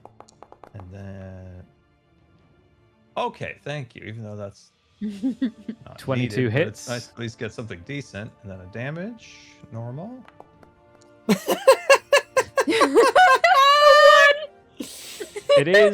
It is nice to at least get something decent. Isn't that It nice? gets tickled. A nice thing. So moving on to Wow. the zombie. The zombie is going to ignore the Zorn because it doesn't really think of the Zorn as food, and is going to come down here and try and slam Gret with the sort of bludgeoning weapon that it has emerged from the grave with. What is Gret's armor class? I haven't even looked at this. Oh, okay. This thing hits Gret. Not our Gret. So it's going to roll damage for that. And yep, Gret takes 6 points of damage. This thing like raises a club with one-handed and then just brings it down with surprising force on Gret's head. So that's the zombie's turn, and we're back to Ruby. Okay. Well, same as usual. Soul knife. Grab a knife in my hand and attack this thing. Oh boy. 13. 13 hits. Wow. 6. The zombie takes 6 damage and lives on 1. Sneak attack. And that's a zombie down. All right. Yay. Another The one bites the dust. zombie topples backwards, having been hit in the forcefully in the chest by Ruby's soul knife, and that's where the encounter ends. So from the door at the back of the room, as the last zombie topples to the ground, you hear a click, and it seems as though somehow whatever mechanism drives this door, similarly to the pressure plates in the room upstairs, the icon depicting the elemental symbol of earth has sort of been pushed inwards, like, and set itself locked in the door frame, while the rest of them sort of remain raised outwards a little bit. Earth. Weird. And once again, as you get a chance to survey the room around you, your eyes are drawn to the pillar, which has the carving on it, which says "Return them to the earth." I'm gonna grab this zombot and drag him over to one of these places. Yeah. Oh, Max, that's a great idea. You should do that for all of them. Yeah, I'm used to the smell now. Yeah. That's so you got it, good. Max. That's Yeah. so good. I'm not participating. I'm just gonna check out this Yeah. door. Oh, hang on. I'm moving all the zombies at once. Ah, shouldn't have selected It's them all. sure a door. There we go. Locked. Captain Obvious, Mr. I Wise. heard something. Yeah, thank you, Captain Obvious. I did the thing. Hmm. Good Well, job, Max. Is this a Bro, is the door lever? open? Make sure you What's clean this? your hands afterwards. That is a torch providing light to this area of Oh. the room. It looks like a lever. Bro, the door, does it open? I'm gonna try. Give it a push. The door does not open as you try and push it. There are 3 of the 4 elemental symbols still kind of like raised on it, but yeah, the door doesn't seem to have changed in its solidity. Otherwise, it is firmly fastened. Nothing happened by moving the zombies. Well, the earth one went in. Do you think we need to go to the other tunnels? Seems like a And I puzzle. of don't sorts. see any water in here, and I don't see any fire in here. Well, there's a torch, but Can I roll an investigation, see if I can figure out what's going on? Absolutely, you Or can. something else. I don't know what else I would look in. Is investigation the right thing? Hang on. Oh, sorry. You were temporarily dead there for a minute. He's dead. Okay. kill him. Perception. trying to or remove the Can't roll poison anything because- you're dead. I figured we weren't really observing it during that battle, but I figure after the conversation with the Zorn, you were unpoisoned. Yeah. So go ahead and roll. Yeah, I want to say like investigation makes sense for like Yeah. deduction, I suppose. I thought it was 15. one. Right. So yeah, you recognize that whatever opens this door, it seems to be more like a series of tasks than a switch that you stand on like the room upstairs. So yeah, you get the sense that there might be something else in this cave that you can do that might continue to help the door open. And you've only seen like 2-3 rooms of this cave so far. All right. I hate to say it. She was right. Let's go. I don't know why we don't just listen to me on the first go of it, but You mean Mrs. Cat? Zorn, Gret, you staying or coming? I'm coming. I'm coming. wait, shouldn't we leave Gret by the door? I mean, it's dangerous. I mean, I can stay here and keep watch. And the zombies aren't going to get back up. All right, but the cat stays with him. I don't want him on his own. You know. All right, cool. If you get in by the trouble, send the cat. Find Familiar does allow Mr. Wizard to look through Mrs. Cat's eyes as long as he's within about like 200 feet or something. So as far as you can see with the size of this cave, you can probably keep an eye on Gret using Mrs. Cat if you want to. So with that in mind, we'll have them sort of settle up here watching the door. And we'll return to the rocky cave, minus Gret and Mrs. Cat. Oh, mushrooms. Wait. No. Don't do it, Max. Right, this Uh, one. You guys are heading west. Okie doke. We will activate the scene. And once again, the creature is with you, and Gret and Mrs. Cat are not. Okay. So yeah, you step out into this next room, which, like the room that you've just left, does seem to have a few of these luminous mushrooms around. And you hear the trickle of water from the far side of the cave, and you can just about make out that there's this underground river flowing through.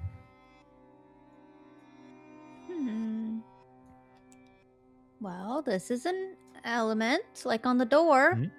Look, Jasper, water. Everybody, water. Ah, thank you, Captain. I don't know what I'd do without this wizard. I'm going to turn to Zorn and be like, do you know what's going on in here? I don't know what's going on in here, but I know that there's some tasty morsels at the bottom of the river. And as you look down into the river, you see that there is sort of like as though washed through from like a wishing well. There is this scattering of coins on the bottom of the river. The river looks to be maybe like 4 feet deep. But yeah, you just get the glint of gold and silver and copper down there at the bottom. Wizard! Money! I immediately tall jump enough. in and try and grab some gold. Max, I hate to say it. What do you want me to do? Please make me a Constitution saving throw. Does Max know how to swim? Oh, God. So Max, as soon as you jump into this thing, your entire body goes numb. Not cold, like you can't feel your body anymore. And the rest of you, I think, see Max kind of like thrashing around. But Max, to you, like perception almost switches off. You feel like completely unable to control anything. It's like you've just jumped into the void. Guys. He's an idiot. Do I have the ladder? Captain, still? throw him the ladder. You do have the ladder, yeah. I can't grab the ladder. No, I gotcha. I pull the ladder out of my satchel.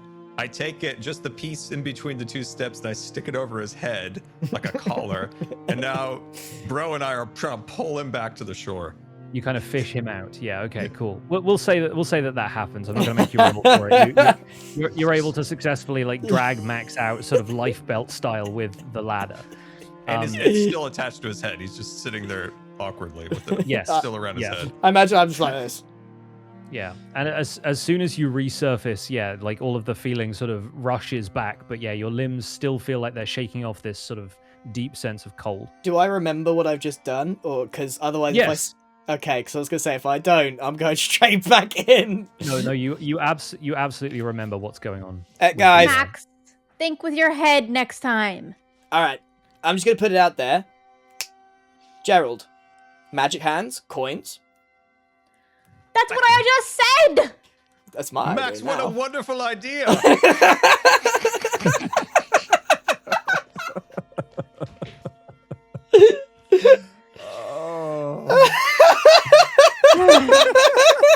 Since this happens to me in real life, I'm going to just get a dagger out and throw it at Wizard's head, just barely missing him on purpose. Can I cast Magic Hand? You can. Mage Hand is a very good spell. I'm going to just sit over here with my arms crossed. Sharpening your daggers.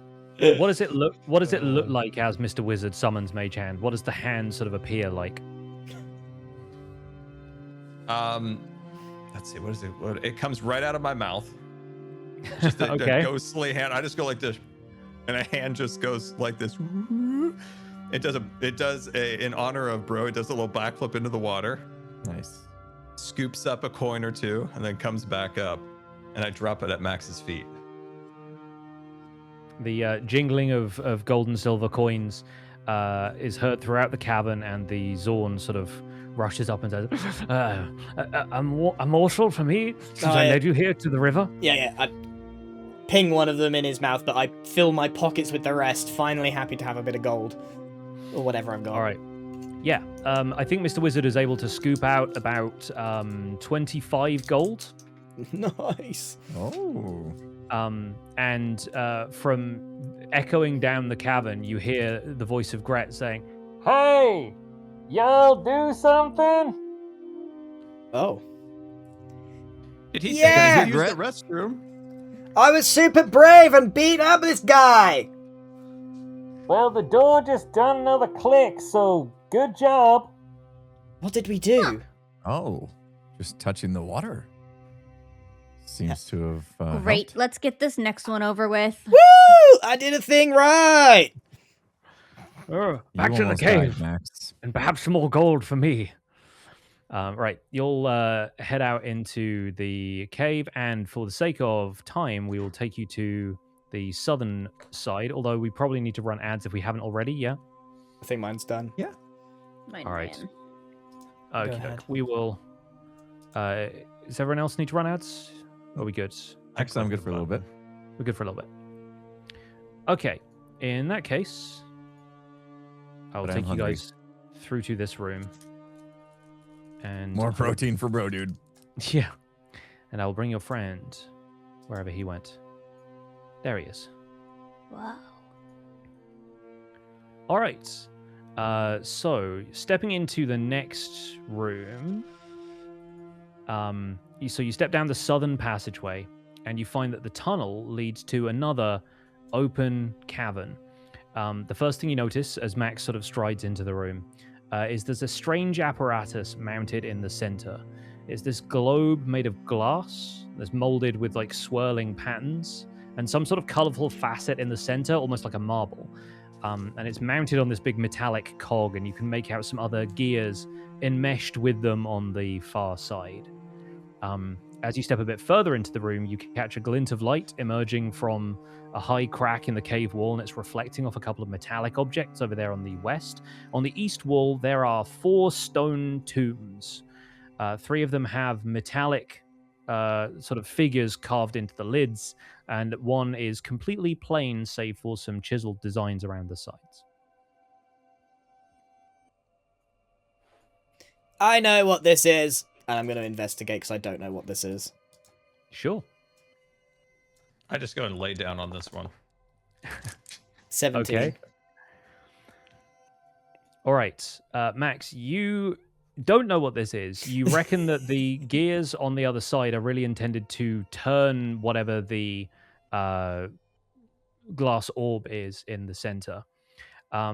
Bro dude, you see that the mirrors that are arrayed on the far side seem to be set up to reflect the light. The one to the north is sort of reflecting light at the other one, which is currently facing the wall. Mr. Wizard, you are bitten by something.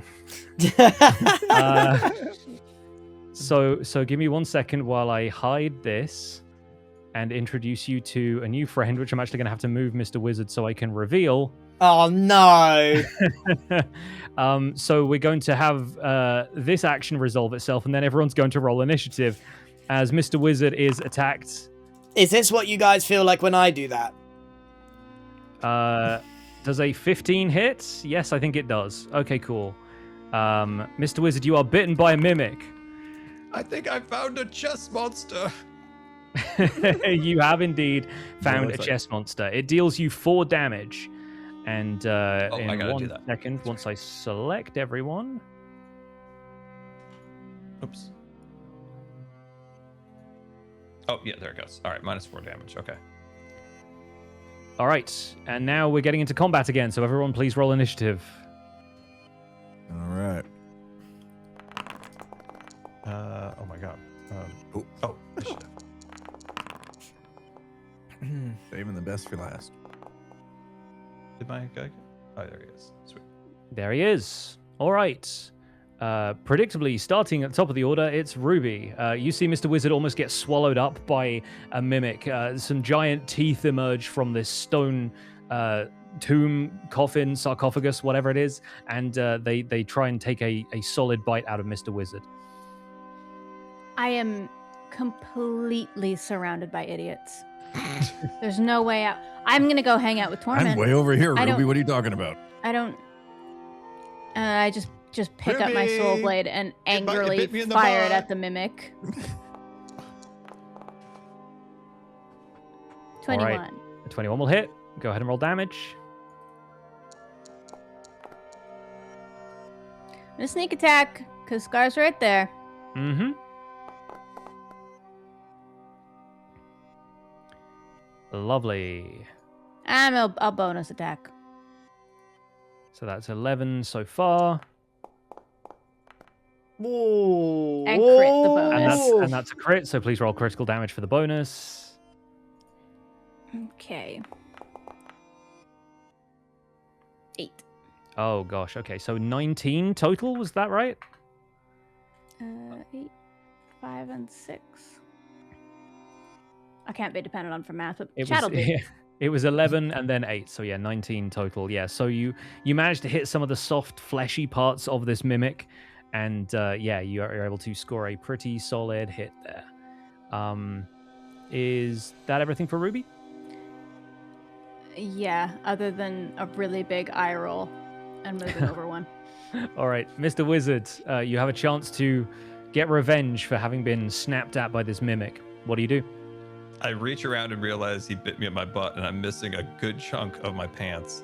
So, so there's a little bit of skin showing now behind me.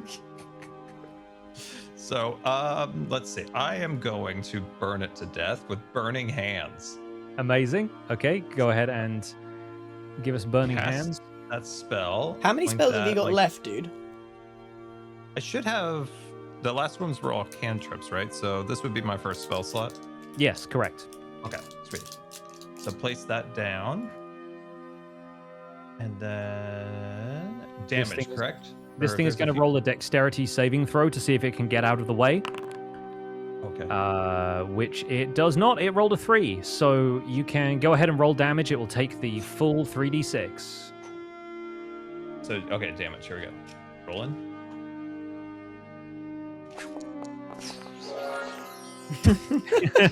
Thank you, Impulse. You got it. Mr. Wizard lights up that side of the room with a cone of flame, and the mimic takes 9 fire damage. Okay, yeah. The mimic is now going to get a chance to retaliate. Give me 1 second to remove the cone. Emerging from the flames, it lashes at you with a tentacle.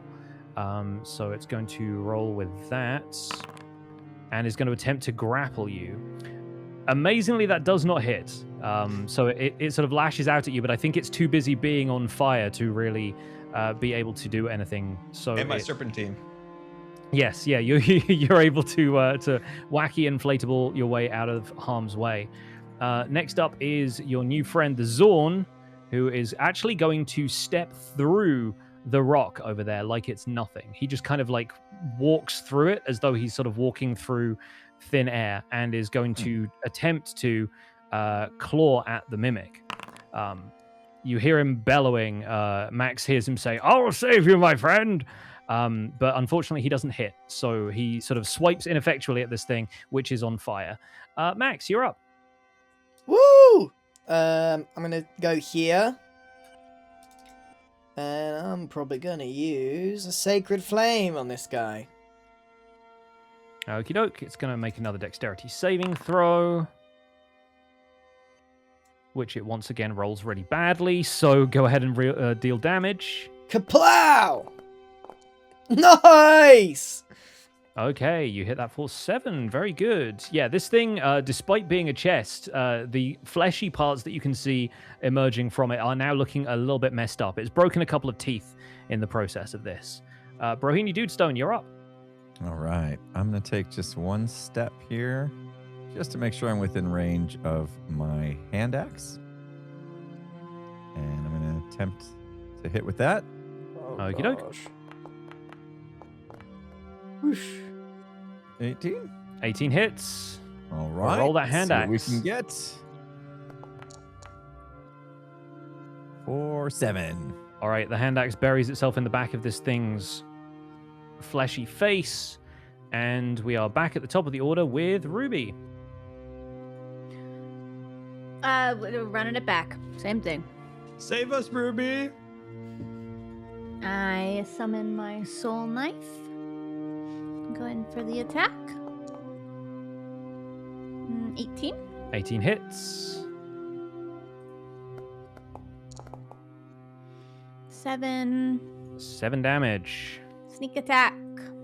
It's got 2 things around it now. All right. 5. That's 5. And I'll try for a bonus.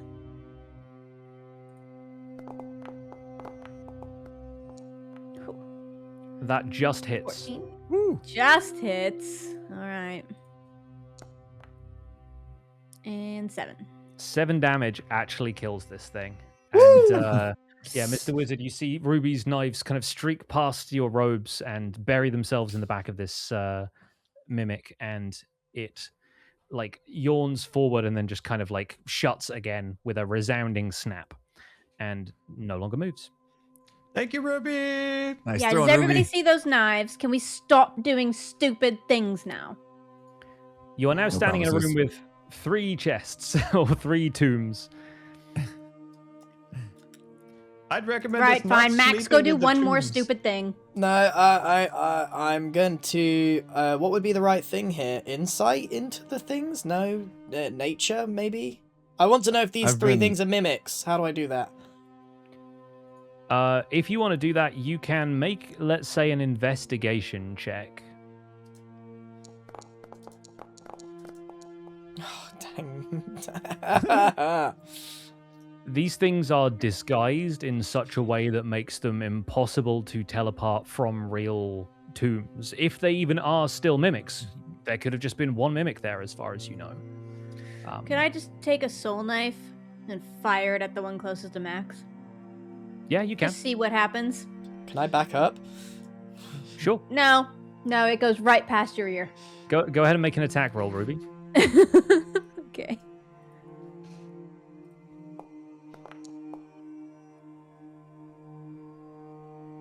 The 17. the knife streaks towards the second of the tombs there, embeds itself in the lid, disappears, and nothing happens.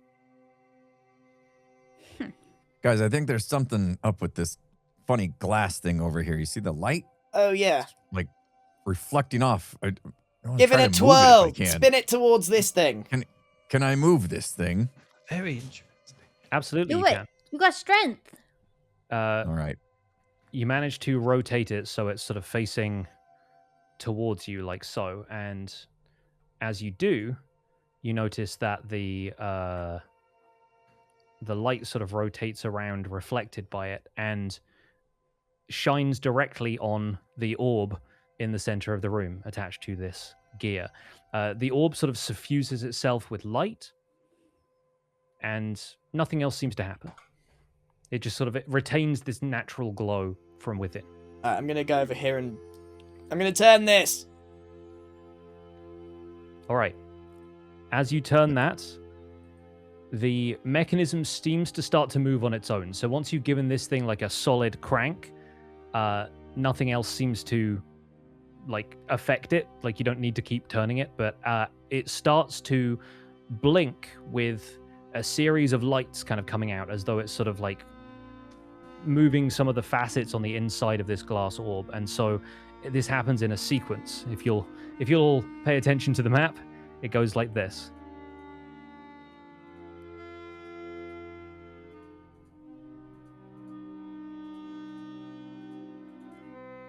Ooh, this is interesting. That feels pretty obvious. Hint. Reminds me of another layer I once traveled to. Blue and red lights. Right. New dagger. It's going in that one with the gold coins by it. All right, roll that attack. I had to resist every urge to let Max run up and kick it. All right, Ruby has just made a surprise attack on another mimic. Go ahead and roll damage, and we'll get into another encounter. Yay.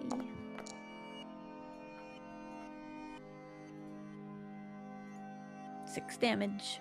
All right, it's going to take 6 damage to start off, and everyone roll initiative. Why didn't we just go for the one that wasn't a mimic?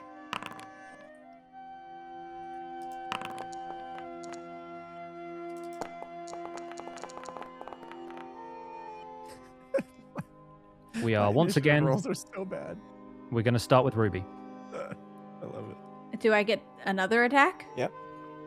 Yeah. Okay. Do whatever you want. Yeah, I'm the going surprise to... round is technically like it happens before the rest of the yeah, action. it happened. Yeah. Okay, I'm gonna do a normal attack on that other chest down there. You're waking up the other one. You You don't need to wake it up. You could just leave it. Or I could wake it up and we could have fun.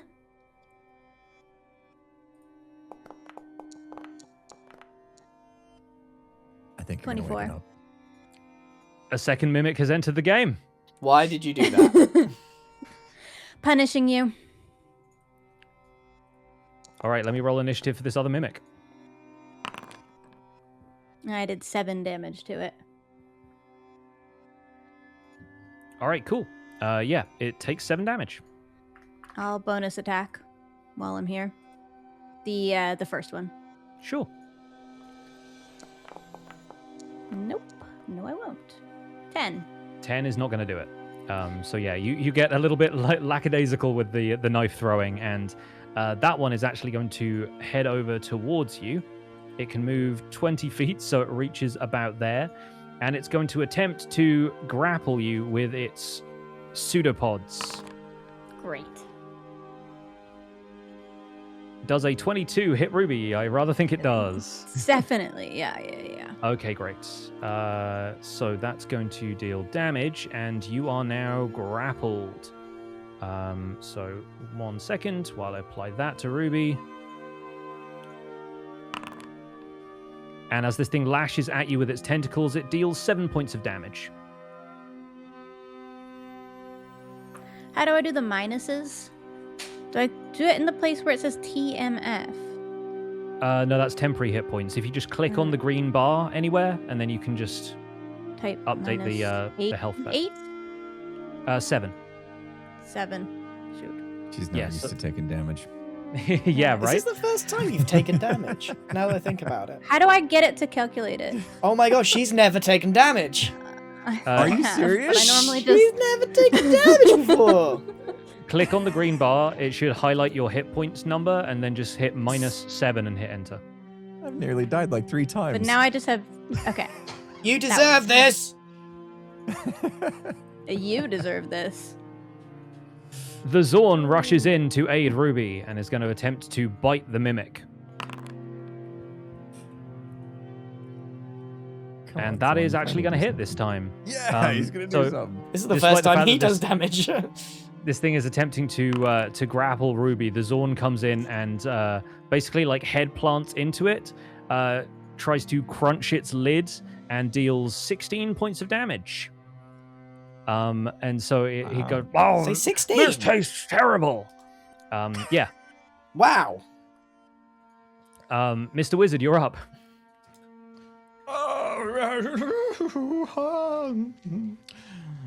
We'll start out with a simple ray of frost. We'll blast the one straight in front of me.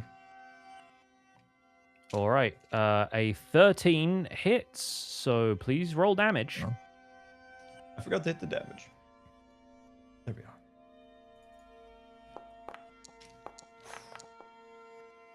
All right.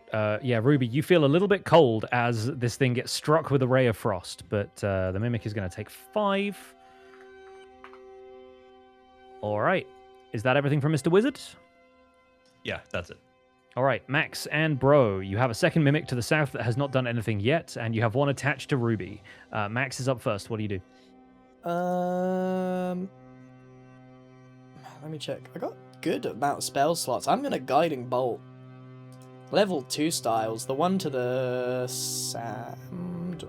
No, the one near Ruby. I want to obliterate it Okie doke. with any luck.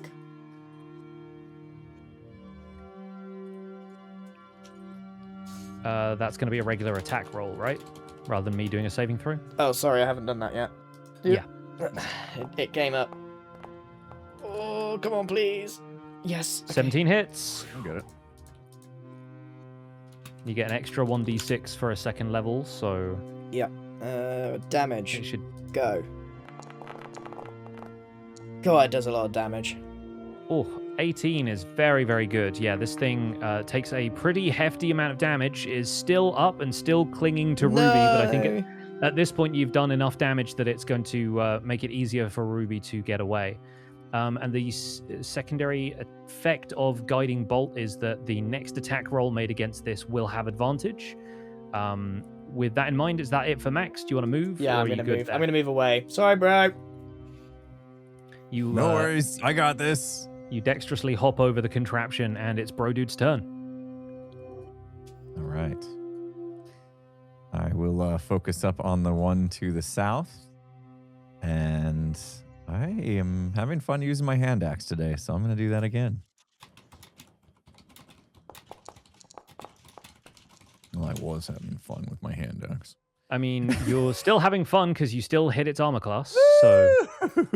Okay. And is that the one to the south, you said? Like this one down here? Yeah, that guy. Okay, cool. All right, and I don't get advantage from the last time because that was a different encounter, right? Correct. Okay. Oh, God. Hang on. Wait, you rolled the attack already. Were you trying to roll damage? Because you clicked the wrong... Oh, good. I clicked the wrong one. Yeah, let me clear that. Hang on. I clicked the attack. Okay, good, because that was a fail. All right. Wrong button. Wrong button. And That's max a little damage. better. That's a little better. Always good to see somebody use up a critical fail on a technicality. Yeah. Not a misclick. Thank you. Yes. All right. Pick the wrong die. It takes 10 damage. The hand axe buries itself in the back of this thing's mouth. And it is now going to get a chance to retaliate because it managed to make it to the top of the initiative order. So it's going to come in and try and munch Bro Dude. It's going to hit you with a bite. Nah. And that misses. It snaps its Yeah, lid back at you, off. but does not connect. We're now over to Ruby. Ruby, you are grappled, which means you'll have to make a dexterity saving throw. Or a strength saving throw. I think it's strength saving throw. I've done dexterity, but I can do it again. I think either way, we'll take the 11, and 11 is not going to allow you to escape, unfortunately. This thing has you in its grip, and it seems to be like exuding some sort of adhesive. Can I still do something while I'm here? You can still absolutely do something, you just can't move, I believe. I'll do Let me chill quickly touch. check. Hang on. Oh, chill touch is great. Yeah, that's... It's yes. touching me, I'm touching it, and it should be fine. Yes, absolutely it is. Just wanted to check the conditions of grapple. It's the first but time yeah. you haven't used Psychic Blade. Go ahead and... No, I tried to use this before, it just didn't work. That is definitely Chill going to touch, hit. 25. Fantastic. Go ahead and roll damage. Oh, no. 2. All right, it takes 2 points of chill damage, and you feel the I'm cold not as good with radiating through this spells. thing. Yeah, I think there's something about that sort of reminds you of this sort of fading memory that you had as you were sort of falling unconscious. But the mimic is going to take its chance to, while it's still grappling you, get another bite. So it gets an extra bonus to this because you are grappled, and that's a 16 to hit, which I'm pretty sure hits Ruby. Yep. So it's going to deal extra damage with its bite for a total of 16 points of damage. Whoa, that's a lot. This thing Max sinks will its teeth finally into have to Ruby. heal me. This is gonna be nice for our relationship, I think. You wish! Or it'll be horrible and I'll just kill him.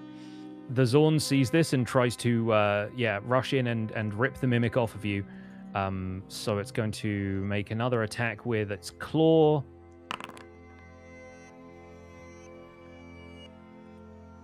And that, I think, actually hits the mimic's armor class. Yeah, it rolled a 12, but the 12 was enough. So we're going to roll damage for the Zorn. Hit him, Zorn. And it manages to deal 5 points of damage, which is not quite enough to kill the mimic, but this thing is weakening its grip Dang, on you can this tell. Thing is holding on.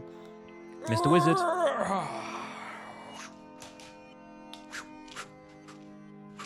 All right, it's time to put this thing out of its misery. All right, I'm gonna magic missile it. Okay. Magic Missile hits automatically, so Level you just need to 2? hit damage. Level 2 or level 1? That is a level 1 spell. Oh, God! So 3 magic missiles hit this thing for 2 points of damage each. It had 4 hit points, so you Oh, deal 6 good. I damage, thought you did and 1. it loosens its Hey. grip on Ruby and is taken out, leaving just the mimic to the south. That was easy. All He's me, by the way. currently breathing down my neck. We need to And, help bro now. How is Ruby looking for health, just out of curiosity? 8. That's lower than Ruby has been for the entire campaign. Yeah. If that's everything for Mr. Wizard, we're on to Max Blunder. I'll run up to Ruby, a boop on the nose, and cast Cure Wounds. Boop. That's a powerful boop for 14. That's a big boop. Is it the same but plus? You add 14 health, I think. Yeah, same but plus. Got it. And if that's everything for Max, we're over to Bro. All right. It's You are time not to get grappled. It's time to get the axe out. Immovable axe time. Push the button. Push the button. I don't think I need to. 22 hits. 22, and we will roll for damage. Wait, is that the right one? Yes. Pick the right one this time. Get him! Whoa. Harder. There we go. 15 points of damage. You bury the axe in this thing's chest. And yeah, it's taken a pretty palpable hit, but is still snapping at you. Oh, In fact, unless you want to do anything else on your turn, it is going to snap back. I'm actually surprised that I didn't finish him. Maybe I will back off here. Should I back off a little bit? Nah, you know what? I'll tank it. I'm staying. All right. He hasn't He'll been able to hit me stay. yet. In that case, it's going to attempt to pseudopod and grapple you. And 20, I think, hits, so we're going to roll That'll do. damage. Yeah. Maybe I should have backed off. And you are grappled. You take 7 points of damage. I also need to end the Nice. grappled thing on Ruby. 1 second. There we go. All right. That's everything for the Mimic's turn. So, Ruby, you are back in action and feeling healthier. Nice. Thanks, Max. Did we just lose Scar? Oh, yeah. My camera was apparently plugged in, but not using the power. I was trying to figure out what happened. I'm psychic blading whilst he does that. Okie doke. That's definitely a hit. Nice. Go ahead and roll damage. All right, 6 points of damage to this thing as the psychic knives streak out and connect. Sneak attack. It is definitely distracted by the fact that it's grappling Bro Dude right now. And 9 is also more very damage. good. Okie doke. I can bonus action. I may as well just do it all, right? May as Finish well. him. Let's try to help, bro. This thing off me, Ruby. That will definitely hit. I'm working on it. 5. And 5 more damage is not enough to kill it, but this thing is definitely weakening its grip. The Zorn's turn. Alright. He's going to rush over and attempt to bite this one as well. He's going to snap at it, and he hits. And so this thing, the jaws of the Zorn like clamp down on the Mimic from behind, and it wrenches it off of you, dealing 11 damage and taking this Mimic out of action. All right, good job, Zorn. Zord, you did it all! All right. See, that was a Oh, great bond. Zord, you've died! sorry, I clicked the wrong button. All I right. just got back to my monitor after fixing that. I thought he died. I was like, no. That is going to be everyone out of combat. The Bro Dude is ungrappled, and you are left in a room with a single chest. Before we resolve this, should we take a quick moment to take another quick break? I feel like we're due for one at this point. Yeah. Just standing there. He was spamming the chat. Chat, for context, there is probably at least 10 different GIFs in the D&D chat of animals and various movie references to taking a dump. What Scar hasn't said is he sent at least half of those. Yeah. I have a couple saved personally. I have a couple saved. There's a couple saved in there. Horrible, horrible D&D chat. I called Julia for help and she didn't come. Oh, Julia. Oh.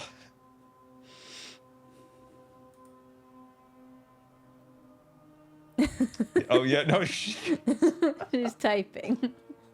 I should go back into my archives and see if there's any good ones. No, it's enough now. Let me go back a little bit here. Oh, here's one.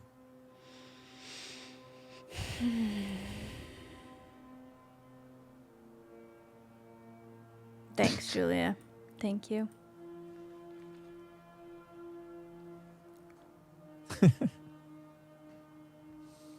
It's hard to concentrate during that with all those gifts. What a strange little room. No, Westy, I'm not showing you the chat, but if you just go to the GIFs on Discord and type poop, you'll probably find all of them. I don't need to show you. If anyone ever saw our Discords, they would just be like, you guys are such children. And they'd be right. They'd be That's right one about thing, that. though, right? I feel like every friend group is like that. Oh my god, I think I heard him. Yep. he I heard barked it as he came in. I thought somebody had let a dog into the room. I don't think I could hear you. Hold on. Yeah, I don't think I could Oh, hear on you. yours? Did you put us in You weren't timeout? muted for us, but we were muted for them. Oh, they Test? missed all the good conversation. Yeah, We they were described in every dead gift silence. in our DMs. Just So kidding. your chat doesn't know what we were talking about. No. Love that for them. Yeah. All right. I'll get the conversation put in post. No, you really shouldn't. I'm probably gonna cut Just it. grab it. Grab it from someone else's stream. Okay. Are we ready to return to the fiction? Yeah. To lock in. Okay, fantastic. The final mimic slumps to the floor, having been torn off of Brohini Dude Stone, and you are now left in a room with a single sarcophagus that has not responded to Ruby throwing a knife at it. Max runs up and kicks it. The lid opens to reveal a bunch of golden gems. The Zorn, Scrooge McDucks his way in there so fast and just starts like eating. It's like Is this gold valuable? Can I mimic what he's doing and try and put some in my pockets? absolutely you can, yeah. Max, give me one gem. I throw one Hold back on. without responding or anything and keep trying to put as many in my pocket as I can. Nice. Max, Fantastic. ask him how he poops. We can take the gems once he eats. Gem, can you roll a d10 for me? He poops gems. He obviously Yeah. poops. How do I do that? Click in the chat where it says enter message and just type /roll space d10 and then hit enter.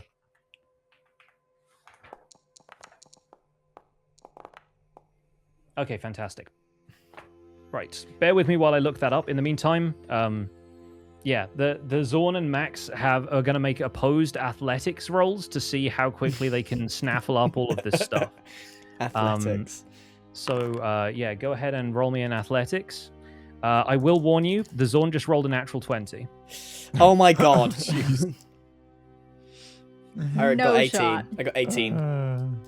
So the Zorn is able to, like, it dove in first and is able to chow its way through a lot of the golden gems like it is feasting on food and hasn't eaten for days.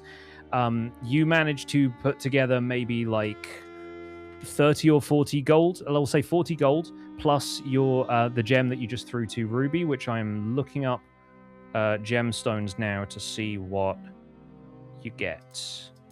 214.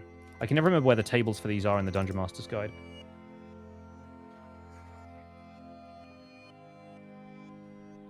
Okay. Oh, you rolled a 2. You have some amethyst. You have an amethyst gemstone worth 100 gold. Wow. Max Yay. sort of like underhand flicks that at you as he's trying to stop the Zorn from Eating absolutely everything. devouring all of this stuff. It's Um, purple like me. Yeah. And so, yeah, I will get that added to your inventory between sessions, so I don't have to go diving through tables on Foundry for that now. Once again, from distantly echoing down the cave, you hear, "Whatever y'all doing, keep it up. The door just made another click." All right. And the Zorn sort of like lifts its head out of the thing and goes, oh, it has been a long time since I've had such a feast. This puts me in the mood for an adventure, my friend. You Uh, wh- greedy little Zorn! Listen, I have been starved down here without any gemstones to eat. I'd already plucked the local boulders for their plunder. Please forgive me and allow me to make it up to you. Fine, let's go. He's Very been fighting well. pretty good. Yeah, you hear Guys, do we a have to go bellowing back noise. to that stinky body? We have to go back to Gret. The trip through the cave. Sorry, we're gonna move everybody this way temporarily. Yeah, are you guys? Where's Bro gone on this screen? Have you gone off the screen somehow? Bro, Bro! come with us. I don't know. Bro! You get. Oh yeah, you got stacked under- behind he's Mr. Okay, under man. First scar. Yeah, Oh, he was just Oh, a- because his There we go. icon's bigger than everyone, so he gets hidden. Oh, jeez. Yes, yeah. Bro is just running under Mr. Wizard's legs the whole time. Seriously. Just kind of waving over the top. Yeah, so you can go up north to see what's happened with Gret and the door. There is still a route to the east, but you know where it leads to. But Yeah, okay. But there's a But dead we still have one guy more in to there. do, right? it seems that way. So as you return to the abandoned mine, minus Gret, minus Mrs. Cat, Still stinks in here. it sure does. Anybody who wants to can give me an investigation check. Sure. Do an investigation over here.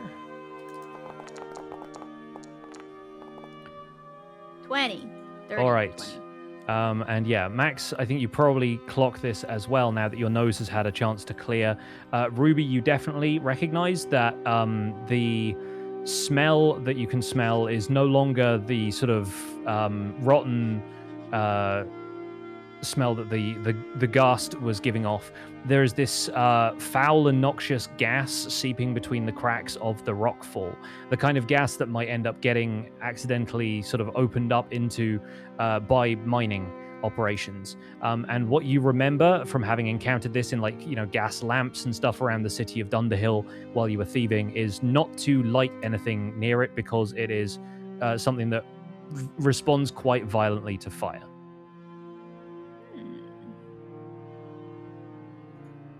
Okay. No sparks, anybody? I was just about to cook a potato with fire hands. Hmm. Keep them in your pockets. Can we look in these rocks? And is there a way through? Can I try to, move a rock, maybe? Yeah, you can absolutely try and do an athletics check. Okay. It's going to be quite a high athletics check though, because they are quite all right. large boulders. Oh, I'm a +6, so, Just need it. All right. 21. You're able to get your fingers underneath one and haul it a little bit over to one side, but it's the kind of work that would take you like a day or two to clear just the rocks in the entrance. And from where it looks like here, it seems like to get any further into this place, you've got a lot of rocks to move. Wait, Zorn, this is your kettle of fish, isn't it? Can you just go the other side, let us out? What's the deal? Can you do something here? The mine is too heavily worked by the hands of others. I'm unable to make my way through anything that isn't just natural stone. And these boulders, maybe I could go back and forth, but my range of movement is limited in there. What did he say, Max? He said no. He said, "Oh, no, in the." I walk up to him, put a rock against my ear and him, hoping to understand what he's saying. Yeah, you just get the vibrations of that, which feels weird on your ears. Can I do an investigation on this or something to figure out how to open this up? Yeah, absolutely. Let's see. Investigation. Yeah, let's try that. There we go. 25. You reckon burning hands would do it? Or Oh. Everybody, listen up. Gather round, folks. Didn't Ruby say no flames? You're gonna die. Blow it Everybody go up! in the back over there. Back in the corner. Let your wizard take care of this. You can use I a spell on encountered this. once. I have a cantrip we can use. I've got Sacred Flame. That's not fire. That's Is that's it? radiant. Where does it say that? It looks like fire. Can the Rockman move? Flame-like radiance is what it describes it as. So yeah, Ah. because it does radiant damage, it is strictly not fire. Fire it up! Everybody behind the pillar. Okay. Zorn! I'm gonna cast fire. Fire. Oh shoot.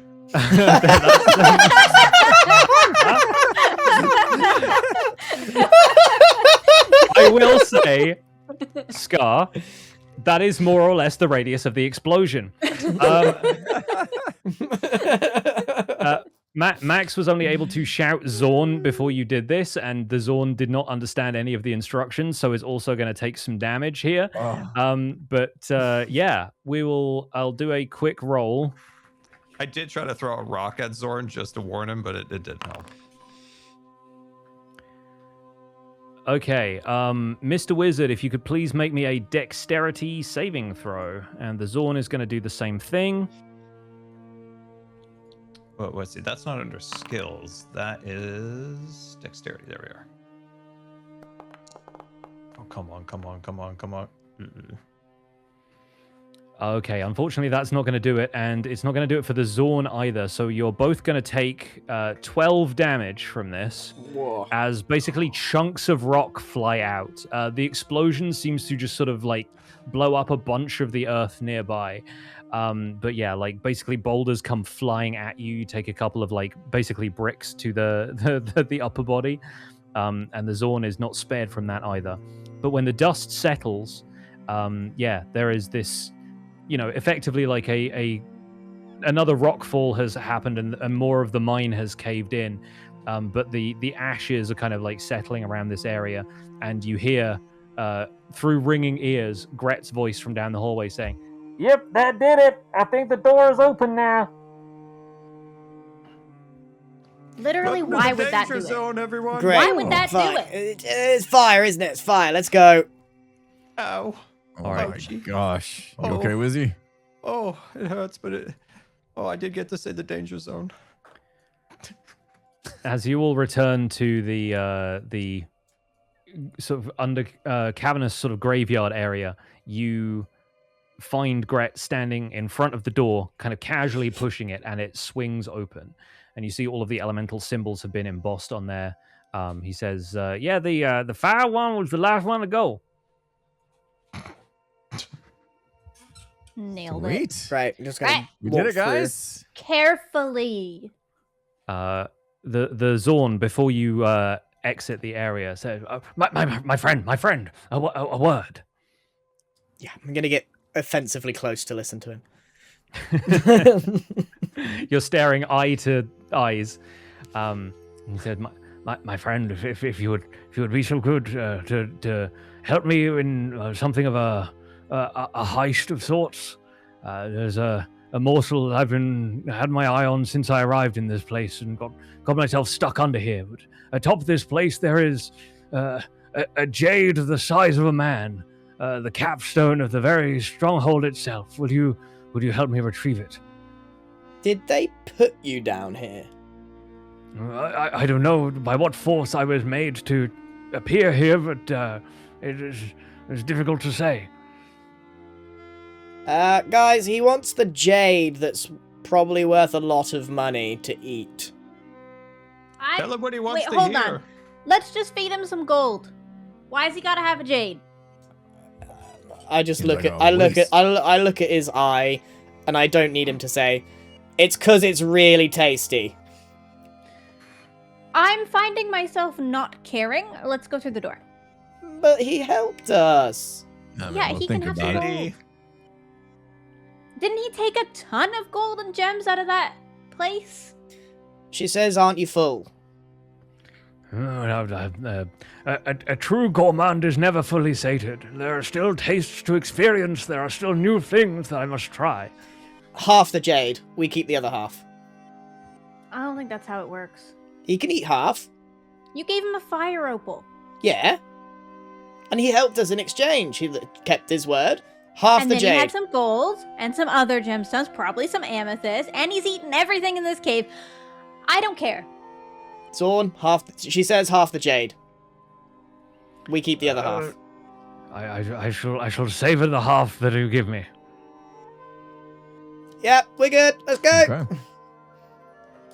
All right, you all rush your way out through the steps, and as you travel through the stronghold, you're able to make your way up sort of a winding stair up to the from the basement layer to this hallway that you hear the distant sounds of battle echoing down the halls from some sort of grand central chamber.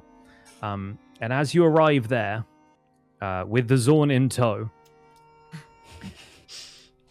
Torment!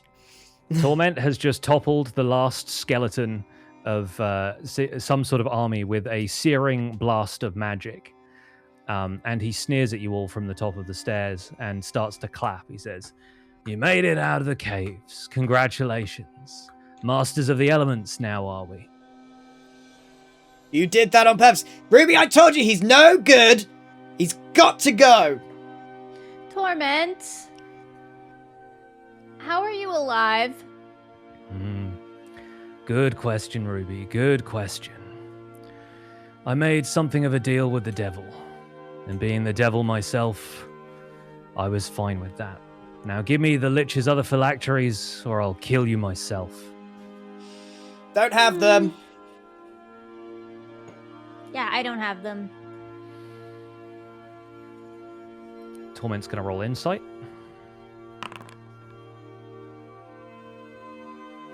And how does a natural 20 sound? I mean, Ruby doesn't have them. He says, he's got them. And he points to Max. Max turns around and looks at Gret. He hasn't got anything! Torment, surely there's a different way. You want the Lich dead, right? I want the Lich dead. I don't trust you lot to do it. Oh, we're good at killing things. Show me. And we're going to roll initiative. I hate him! We're finally gonna fight this guy. You Thinks he are can beat us. finally going to fight this guy. All right, 1 second. There we go. Okay, I will roll for the various other actors in this scene, including the Zorn, who's a delight. There we go. Okay.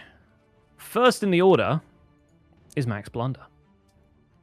Get Max. I step forward and, with furious rage, cast a level 2 guiding bolt. All right. Good. My fury fuels me. Okay, that hits. Go ahead and roll Sounds damage. like a cartoon character. God, he's so angry. Oh, okay. He takes 16 points of damage right off the bat.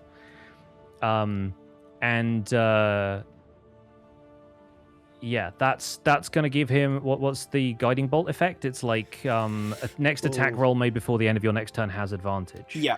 Cool. Anything else for Max's turn? No, I don't have a lot else I can do. I could teleport away, but I don't want to. I think that's all I can do, right? Don't have much else bonus action-wise. I'm a bit worried about my health. I did take a bit of damage down in the cave. All right, I'm good. Mm-hmm. All right. Torment is going to go next, and he is going to cast Darkness. That's going to... But with a caveat. Oh, yeah?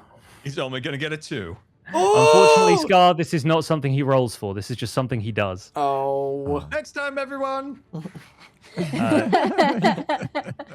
The space that you can see encircled there at the top of the steps becomes immediately dark, like in a swirling sphere of smoke and ash, which Torment disappears into.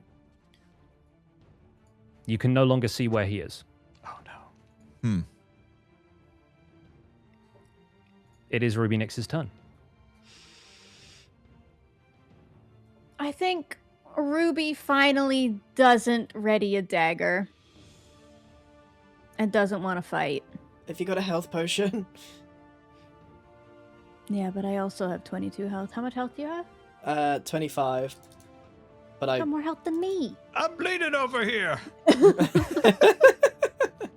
You should heal someone. I'm gonna just move back and drink my health potion.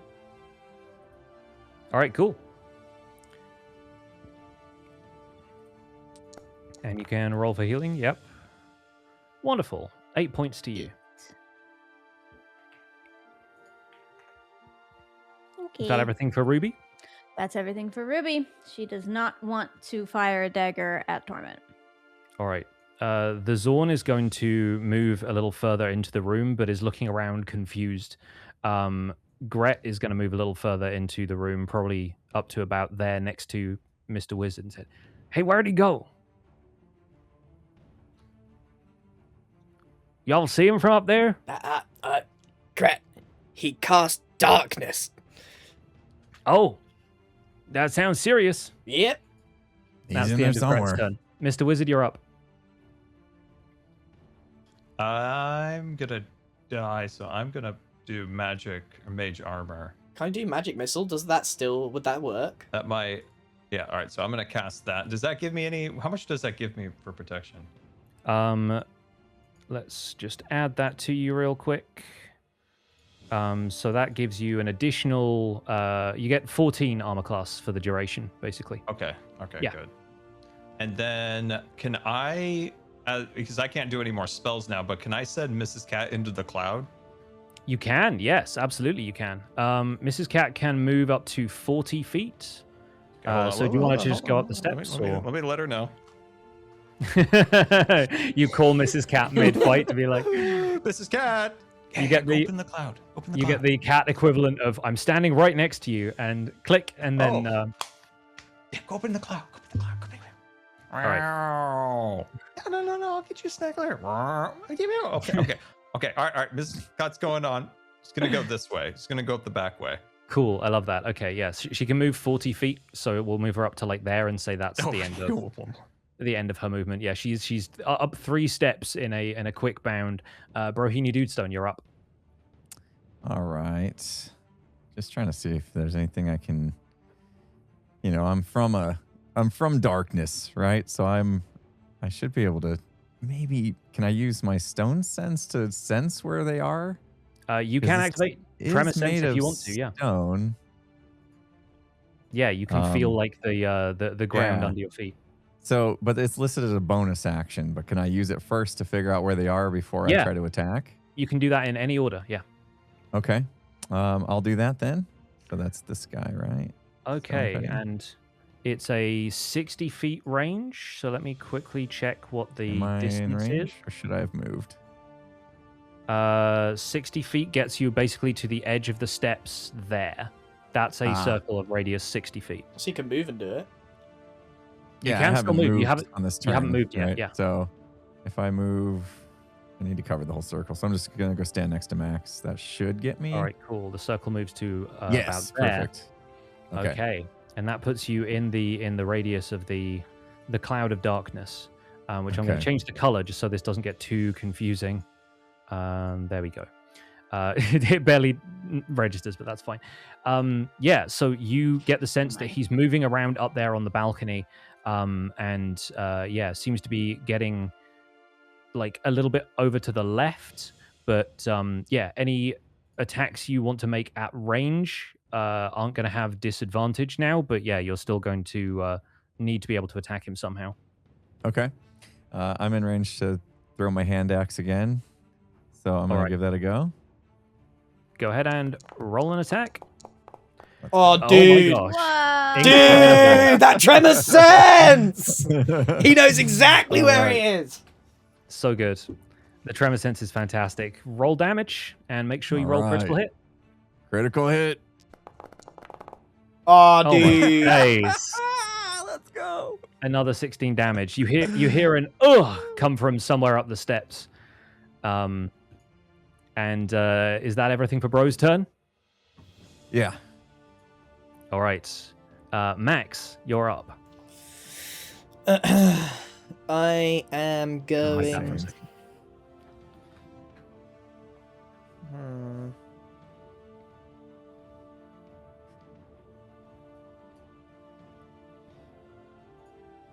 Oh dear. Oh no. Oh no, I'm out of spells on the second one because I wanted to bibbity bop him. I'ma bless up my boys. Go for it. Who you blessing? Is it 3? So I'm gonna go It is bro, Ruby, and myself. Okie I doke. thought you were gonna go Gret. Listen, Gret's already blessed. Gret's true. Gret's already feeling it. I'm gonna take Okay, a step back as well. Fantastic. Okay. Is that everything for Max's That's turn? me, yeah. All right. Sure. So, from the top of the staircase, I'm going to make 3 rolls here.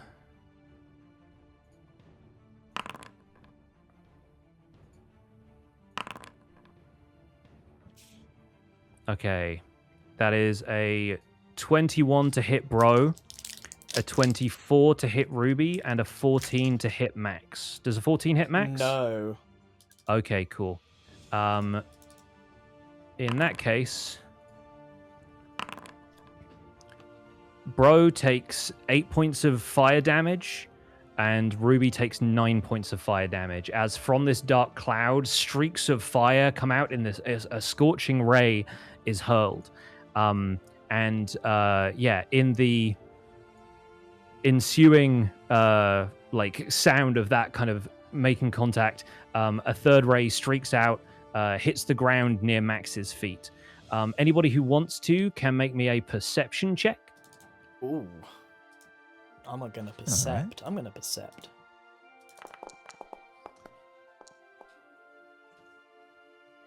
All right, Max. Max, you hear the sound of a door closing somewhere from up on the balcony within this cloud of darkness. He's scarpering!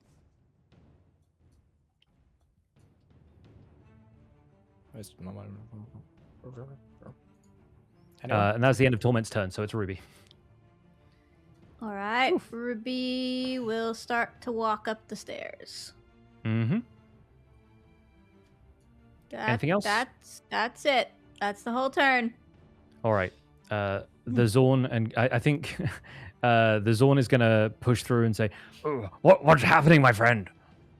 To Max. We're trying to kill that guy that was up there, the real bad-looking one. Don't like him at all. I cannot sense very much around here. Where is he? Where is he? I think he's just scarping through that door. We should give chase. He has moved as much as he can move this turn. Gret is saying, so we gonna go after him? Not you, Gret. You stay here. Okay. I mean, I still got my club if y'all need it. Gret's gonna linger at the bottom of the staircase. Mr. Wizards. All right, I'm gonna send Mrs. Cat into the cloud. It's Mhm. 40, right? No, it's 40, Yeah. right? Yeah. Okay. Yeah, she can very easily kind of scamper up the banisters and makes it in there. And then can I see at all what Mrs. Cat sees so I can target him? You can see inside the cloud, but the cloud is still sort of magical darkness, and I'm not certain what your familiar can see in. I will quickly check the description of that. I think it basically has the same senses that you have, and this is magical darkness. So, your familiar is unable to hear a whole bunch. However, cats do have a pretty decent sense of perception, so I will roll a quick perception check for Mrs. Cat. And yeah, unfortunately, she rolled a 7, so she's not really going to detect anything that she can convey to you. She doesn't smell him in here, but it also smells of like dust and ash. And I'm out of the big spells, right? The non-cantrip spells. You're out of first level spells, but you have second level spell slots. And remember, you Okay. can cast first level spells using those. You can upcast, and that usually means they deal extra damage if you're casting at a second level spell slot. Okay. Magic And then missile. in this space, even though I can't see them, how do I target him? Like magically? Magic missile. Just randomly shoot into it?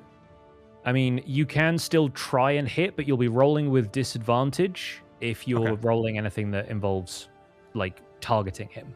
Will Okay. magic missiles just still hit? I'm not even Magic convinced he's still missile- there. I heard a door.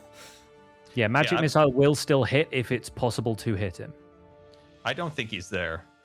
I guess we did hear that door. So I'm just going to shoot a ray of frost for funsies, and that's disadvantage. Yeah. Yeah, so go ahead and roll with disadvantage.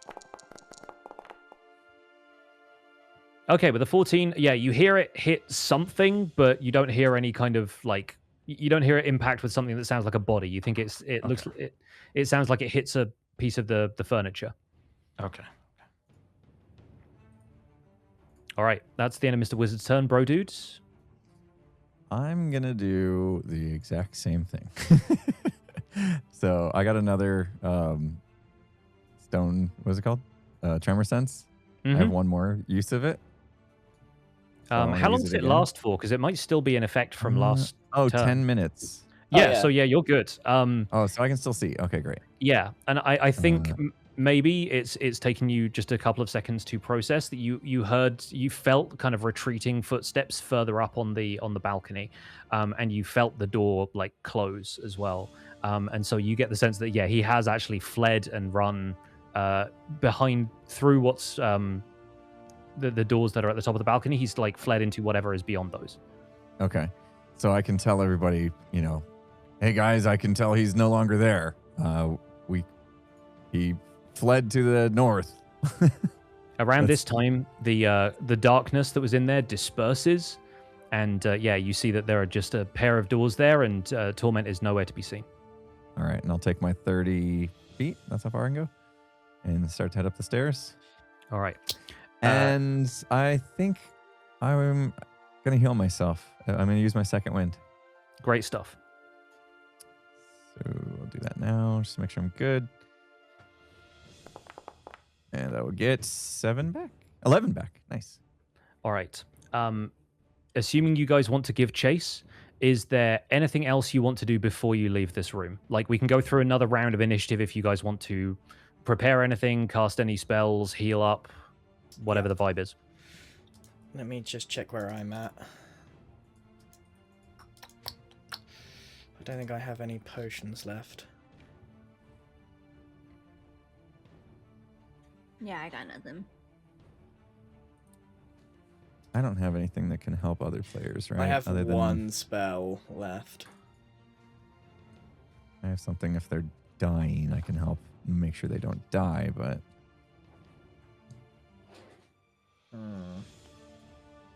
There's not a lot I want to do right now.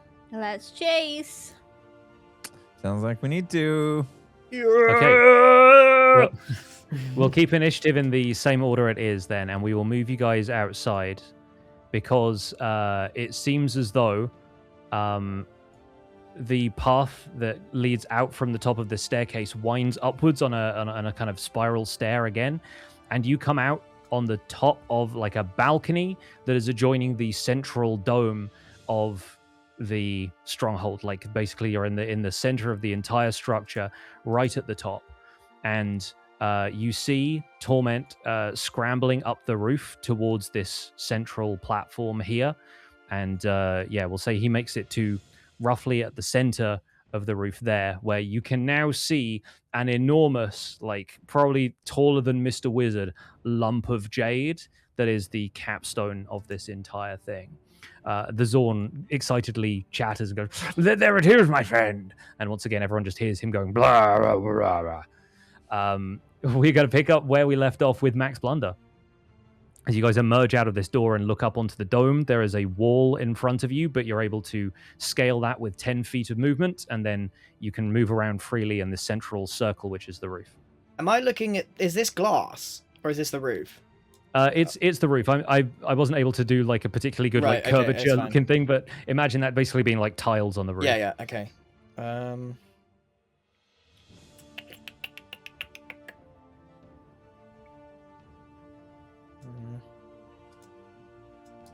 Don't know what to do. I might need to save this spell in case we're in real trouble healing-wise.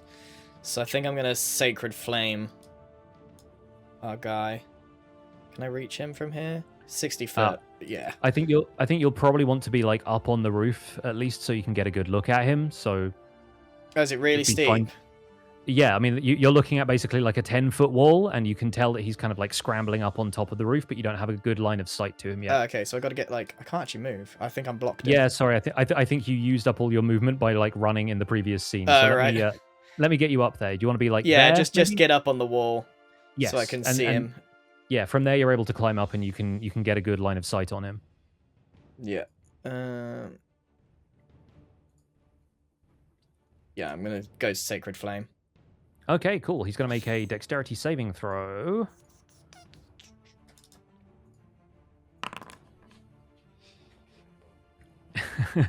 Okay, he rolled a natural 20.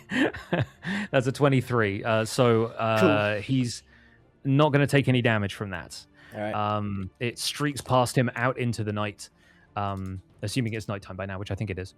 And is that everything for Max's turn? After I shout torment.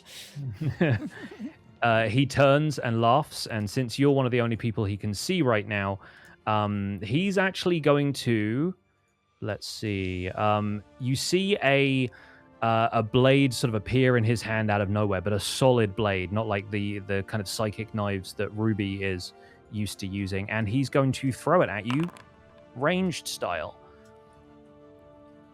That is a 25 to hit. Ouch. Yes. And he's gonna roll that damage. So that is 4 regular damage and 4 fire damage for a total of 8. So you feel this burning sensation as this dagger kind of slams into you, and then after a second, it like pulls out from you and returns to his hand. Yeah, he sort of just chuckles to himself as he stands on the roof of this structure.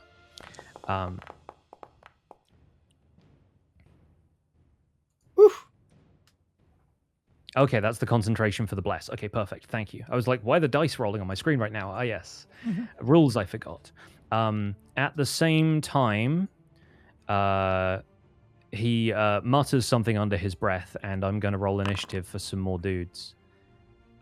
Because, Max, you're probably in the best position to notice this. The gargoyles on the roof here come alive. They start to move with a grinding stone sound as they all animate and stand as though prepared to defend Torment. That's going to be Torment's turn, and while I'm rolling the rest of the initiative, it's Ruby. Oh dear. Kill him! I'll come up on the roof as well. Okay. All right, fantastic. Torment, these are my friends. The company you keep. The friends you forsake. Isn't that what this is all about, Ruby? I have a new ability. I can throw blades at you now. And you succeed with a 26. That's definitely gonna hit. Go ahead and roll damage. Here I go. He takes 6 points of psychic damage. And I'll bonus attack. All right. Not hit, probably. 14. 14 does meet his armor class, so you've Barely. just beaten it. 6. All right, an additional 6 damage. Fantastic. As a reaction, he casts Hellish Rebuke on you. Nice. And so I'm going to need you to make a dexterity saving throw as green flames starts to spring up around your feet on the roof of the... Oh, gosh. 13. Well, a 13 beats the requirement. Congrats. You made it. So you're only going to take half damage from this, which is going to be... Okay, half damage from that is 12. So you take 12 points of damage. Oh my gosh, that would have killed me. Yeah, you managed to leap out of the way just in time as these green flames spring up around your feet, and he says, "That's for leaving me to die." That's going to be everything for Ruby. Yep. All right. The Zorn is up next. He's going to use 10 feet of his movement to climb up onto the roof, and then another 10 feet of movement. And he eyes the Jade, and then looks at the gargoyles and says, "You're standing in the way of my supper, are you? Very well, to the death." Half your supper. Gret is up here with you, but he shouldn't be because you left him downstairs. It's Mr. Wizard's turn.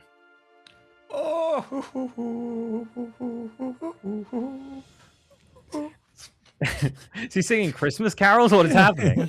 Yeah. Oh, I was just daydreaming wonderful thoughts. Okay, everybody, stand back, please. Stand back. I'll be powering my mind powers to strike a mind spike in the head of this fool. Okay, we mind spiking. Mind spike attack. Woo! Okay, a wisdom saving throw. And he'll have a 2. Oh, he will have a 2. Okay, I want all the fantastic. power into his skull. Well, that makes it a 7 total, which means he fails the wisdom throw. So go ahead and roll damage. Mr. Wizard foresaw all of this, didn't know who Torment was, but foresaw that at some stage this guy would take Spike him, dude! a full hit from Mind Spike. Okay, 12 damage is pretty big. And he's going to have to... Yeah, he's going to drop concentration anyway, because that was just for the darkness spell. All right, great. That is a big move from Mr. Wizard. Is that everything for your turn? Yes. I'm still absolutely baffled. All right, Brohini Dude Stone, you're up right. now. I'm going to climb up as well. And let's see, how far am I? 40? All right, let's do this. Trusty old hand axe. Hasn't let me down today. And you're aiming at Torment this time? At Torment, yep. That is going to land with a 16. Gonna That lands. All right. Roll for damage. Are we meant to be rolling with blessed thing, or is that happening automatically? That is happening. Okay. All right. Yeah, Is He's that? getting Oh, a that's why D4 everyone's out of it. hitting so easily. Yeah. For 10. That is 10 damage. Okay, cool. Yeah, he looks pretty ragged by this point. And so, if that's everything for Bro Dude, Let me think. I will have advantage now because of the Vex on the hand axe. Is that a thing? Yeah? yes. How's Yeah, that work? advantage. Okay. You get advantage on the next attack on Torment, specifically Next you. attack. Yeah. And it has to be on Torment? Or does that Yes. carry to anything I attack? Yeah, we kind of like hand waved it a little bit in the zombie encounter, but it's specifically on what you targeted the first time Okay. around. So Okay. Let me see if there's any.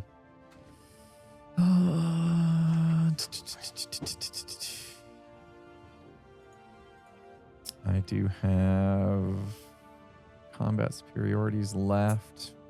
1 action surge. Don't think I need evasive footmark. No, I'll end my turn. okay. It's now the gargoyle's turn. The first one is going to... How much movement do these things have? Let me check real quick. Okay, the first one is going to take off and start flying. And it has a fly speed of up to 60 feet. So that's going to get within range of Mr. Wizard. And it's going to attack with its claws. That first one is going to miss with a 7, and it attacks a second time. That one hits with 18.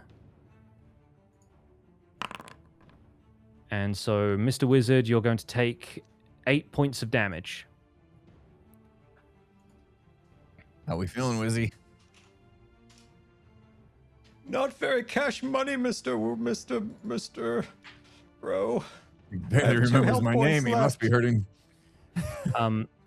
And if you could, Scar, click on the DC 10 concentration in the chat, because that's the persistent effect of Mind Spike on Torment. Oh, and then just do normal on that. Yeah, just do normal on that, please. Okay. Not very cash money.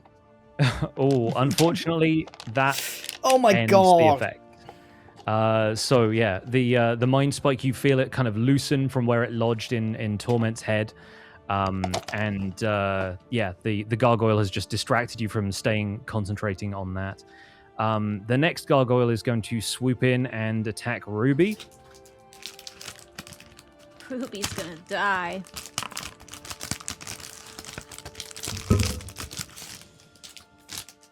And let's see if the next one hits. Okay, that last one's a 10. 10 doesn't hit Ruby's armor, right? No. Okay, yeah, no, this thing swipes at you, but you're just too nimble and you manage to dodge out of the way. Next up, the second gargoyle is going to fly out towards the Zorn. And it's going to attempt to claw the Zorn twice. And these gargoyles are the ones who've been selected to roll really badly because that's 2 8s. And the Zorn has a much higher armor class than that. Finally, I think this last gargoyle is going to swoop in towards Max. And there's a bunch of you all fighting here on the rooftop right now. Max, you're going to get attacked by a gargoyle, which rolls just high enough to beat your AC. 17 hits, right? Yeah. Okay, that's... yeah, one attack that lands. Sorry, so much scrolling. That's going to be 2 those. So you take 6 damage from the gargoyle's claws. Oh dear. And that's going to take a concentration for bless. That's going to do it. That'll do it. All right. With that done, it is now Max's turn. Max, we are in so much trouble, Max. We gotta take these gargoyles out, I think. You gotta figure something out, Max. Got something that can hit all of them? They're Am I allowed to ask what bunched up. everyone's health is at? I'm You're allowed, doing yeah. okay. Please do. You'll be able to sort of 9. intuitively tell how good your companions are looking, health-wise. What health are you guys on? 9. I've Right. got 32. Okay. Scar? I'm all right. 2. Wait, bro, out in the center. I Scar, what you know. got? At 2. Oh god. I think a little round of Christmas carols for everyone. Wizard, you don't have a health potion in your bag, do you? I have a crowbar. And a ladder. Climb our way out of here. This is the most we've been roughed up, I think. I have to choose between my friends. Do it. Somehow I've gotten 2 daggers and a quarter We staff. really need to make sure Ruby stays alive, unfortunately, for Scar, I think. That's okay. I have a nice book I can read. Can I reach Ruby from here with the cure wounds to touch 5 foot? Yeah, you can step to the left and you won't provoke an attack of opportunity because you're still in the range of that one Yeah. gargoyle. I'm gonna heal Ruby. Okay. We need her to finish the job.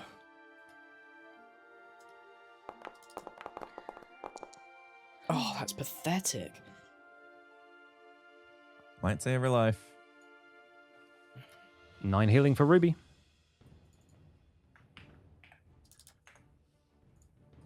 All right, that's double her existing hit points. I am going to, as my bonus... where is it? What's it called? Oh my god, where is this? So many little tabs and stuff. I'm going to cloud jaunt 30 foot away to get out of this situation a little bit. Sounds good. Going back Where's down the wall? Yeah, maybe down, but I don't know. Then you can't hit. They can't get him either, I suppose. Oh, we need all the hitting power we unless got, they though. jump down. Yeah. I don't have any hitting power now. I've used all my spells. Got your weapon, don't you? Yeah. I should also add that I didn't mention this earlier, sorry, but the the necrotic sword that you picked up off the white in the last session. I found a way of adding that to your inventory, so you have that as well now. Oh, okay. Do I If have you to wanted waste to try a turn using that. changing it Isn't out? Sacred Flame a cantrip? Yes, I can cantrip. You can cantrip. Is this better than my mace? Oh, it is better than my mace. Yeah, it's got a better damage, and it also does additional necrotic damage.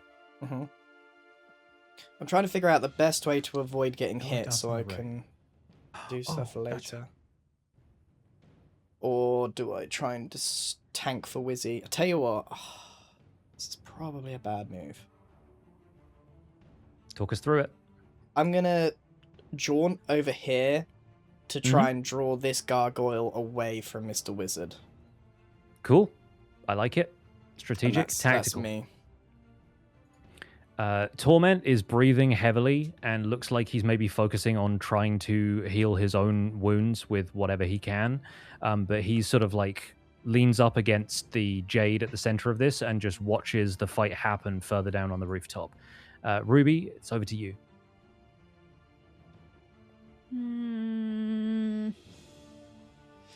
Ruby's gonna plant her feet so that she gets advantage on a strike on Torment.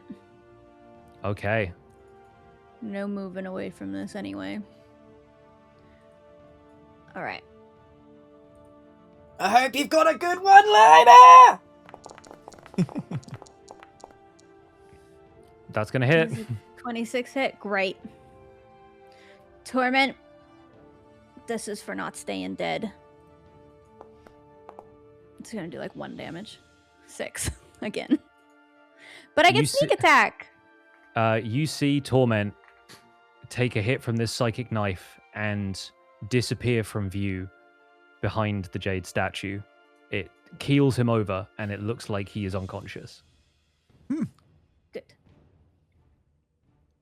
But that means my bonus attack can go on one of these stupid gargoyles. I'll attack the one in front of me. It sure does. It's Fantastic. in stabbing range, so I'm no longer throwing, I'm stabbing, which I'm worse at. So 11. 11 is unfortunately not going to do it. These things have a hard outer shell. Anything else for Ruby's turn? No. I forgot I had false life. What does that even do? Good question. False life. Gives you temporary hit points. Useful to know. Glad you have that. That is a full action spell, though. Yeah, so not right now, but maybe later if we need it. Maybe later. A little bit of false life. Maybe later. Okay, we're over to the Zorn. The Zorn is going to make multiple attacks on the gargoyle. It's like driven into a rage by these things defending it from the jade. So it's going to make a bite attack on this gargoyle, which is going to land, and we'll roll damage for him. All right, he deals 17 damage with a single bite to this gargoyle. Seemingly unperturbed by the fact that this thing is made out of stone, he just like chomps straight through the guy. Then he's going to make 2 claw attacks.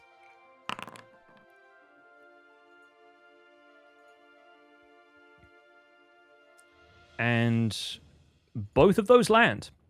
So we get 2 damage worth of claws.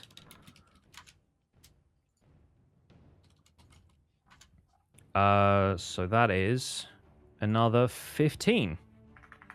All right, yeah, the Zorn manages to like grapple this gargoyle and is just like biting and clawing and scrabbling away at it. So this one here has taken a significant amount of damage already. Mr. Wizard, it's over to you. Oh. And I feel like Torments, he's kind of he's out. He's just hanging out over there now. Yeah. Like you last saw him sort of slump down behind the jade at the center of the temple roof. What a lightweight. Okay, so I'm out of the first levels, but I think I'm going to save those 2 just in case. I'll do a Ray of Frost towards the guy in front of me, and I will roll Ray of Frost. Okay. 22 definitely hits. And then so damage. Roll that damage.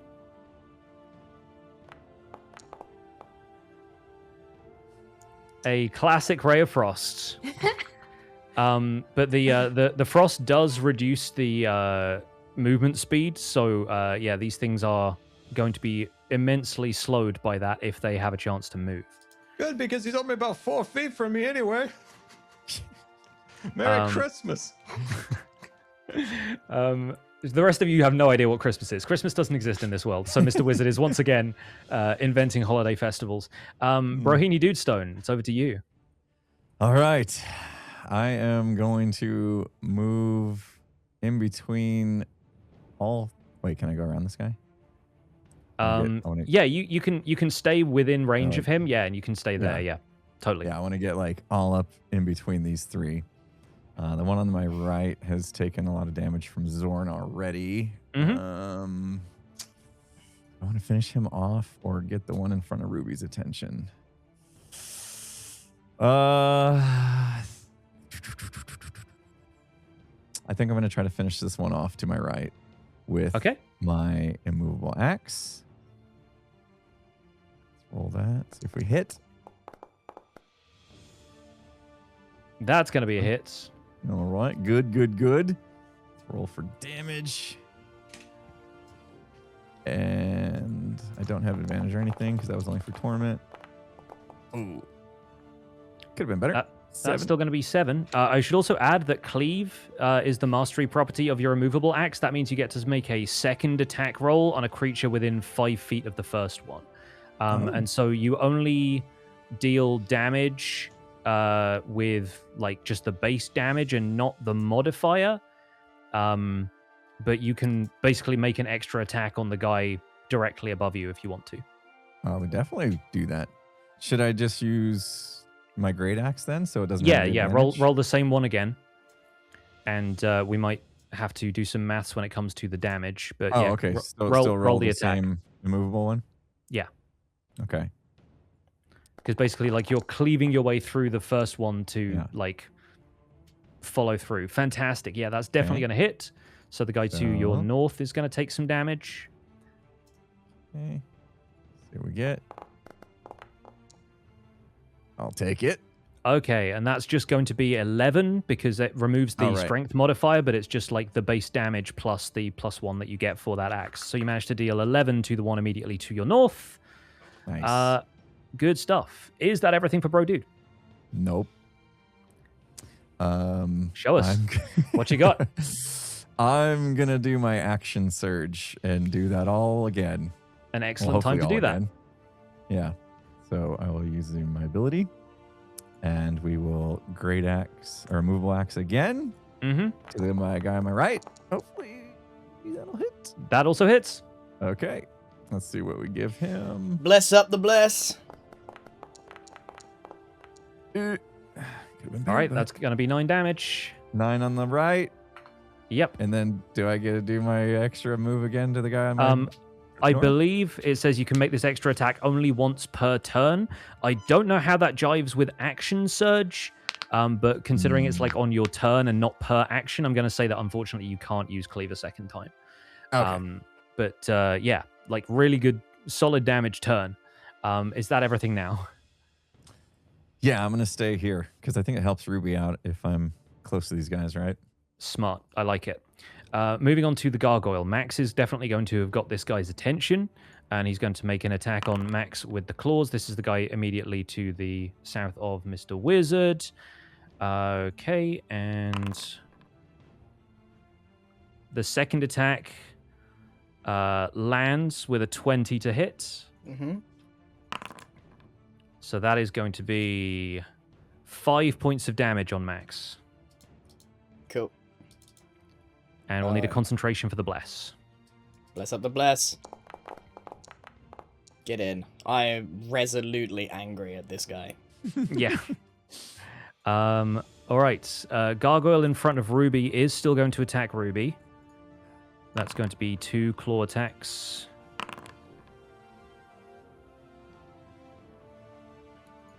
Does a 16 beat Ruby's armor class? Yep. Okay, she's getting hit twice then. Oh, no. Good. She's dead. No, don't say that. For a total of 13 damage. She's very close to dead. not dead. I think the next gargoyle is just locked in a mortal battle with the Zorn, despite the fact that Brohini Dudestone has attacked just him roughed it very up. recently. Just like carving into his back while he's grappling with the Zorn. He's getting a hit on the Zorn, though. That's for sure. The second one misses, but he's going to do 7 claw damage to the Zorn, who does not seem to care very much about that. Fantastic. That one's done. I think the other one is going to turn around and go for Bro, though. So this one that you've already dealt a little bit of damage to is going to take 2 rolls. That one hits with a 22. Oh. That one misses with a 13. So 1 round of damage for Bro. It manages to deal 8 damage to you as it swipes at you with its claws. Right. You feel sharp stone digging in. We are back to Max Blunder. I'm going to draw my necrotic sword. My sword. Oh, And I'm going to swipe my sword at this guy. okay. How do I use that? Oh, there we go. And a roll to attack. Come Oh my on. goodness. Yes, dude. Oh my goodness. Yes, dude. I'm so Wow. angry at Torment, dude. I've been getting some crazy good rolls. All right, roll a necrotic sword with a critical hit. Oh, dude. Okay. Critical hit. Okay, wasn't great after all. I mean, 14 is still pretty good. So yeah, you managed to deal 14 damage to this thing. As you do, you feel the necrotic sword starting to drain a little bit of your life force. Take 1 point of damage. Oh, no. The Lich's power has a price. Don't worry about the concentration, though. Okay. We skip over Torment because he is down. Ruby, you're up. I will false life. Whatever that is. Great stuff. Sorry, I'm rolling something over here behind the scenes. It has 2 buttons: temporary health or temporary health free casting.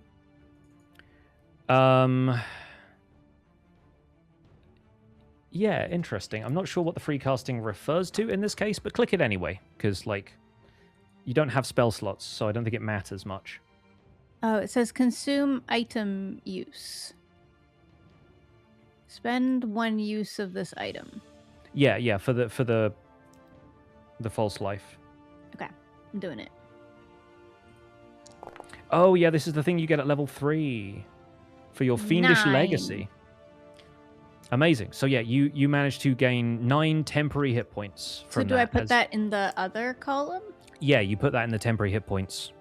There you go. As, this sort of, like, rush of cold energy sort of enervates you, and I think you feel like some sort of distant pull, this sort of distant psychic link to a place that at one time or another you might have called home, even if you didn't know it yet. And something about that memory, that sort of icy memory, comes flooding back to you. Anything else for Ruby's turn? You still have bonus actions. Well, I guess I could bonus attack. Yeah, I'll bonus attack. Go on. Do a stab.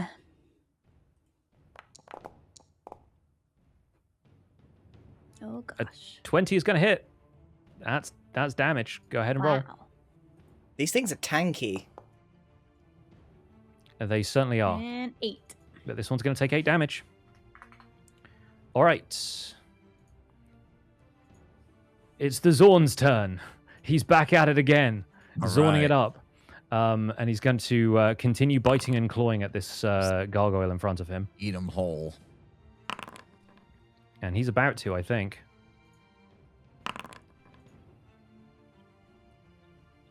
All right, yeah, all of those hits. So there's a bite and 2 claws.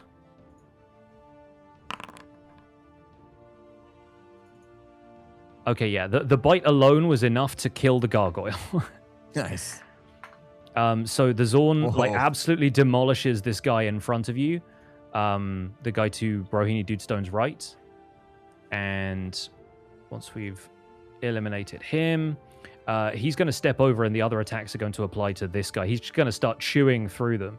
And so, yeah, we'll have him roll for claw damage one more time. And that's going to be an additional 10 points of damage to the gargoyle immediately to Bros North. He says, I promised you, my friends, I would prove myself to you in battle if you let me eat some more of the jade. Yeah, only Max understands that. Mr. Wizard, it's your turn. All right, let's see. Do we have any idea on how much health these guys have? Do they give any signs of wariness? As far as you can tell, the only one who was significantly hurt is the one that the Zorn has just destroyed. The rest of them have taken damage, and you notice bits of them kind of like turning a little bit more crumbly and sort of falling away, but you don't sense that any of them are like on the ropes yet, you know? Okay, I'll do a shatter on the guy in front of us. Let's end this guy. Okay, amazing. Oh, wait, this has a radius. How does this one work? I think I've only cast You're this gonna once. kill us all, aren't you?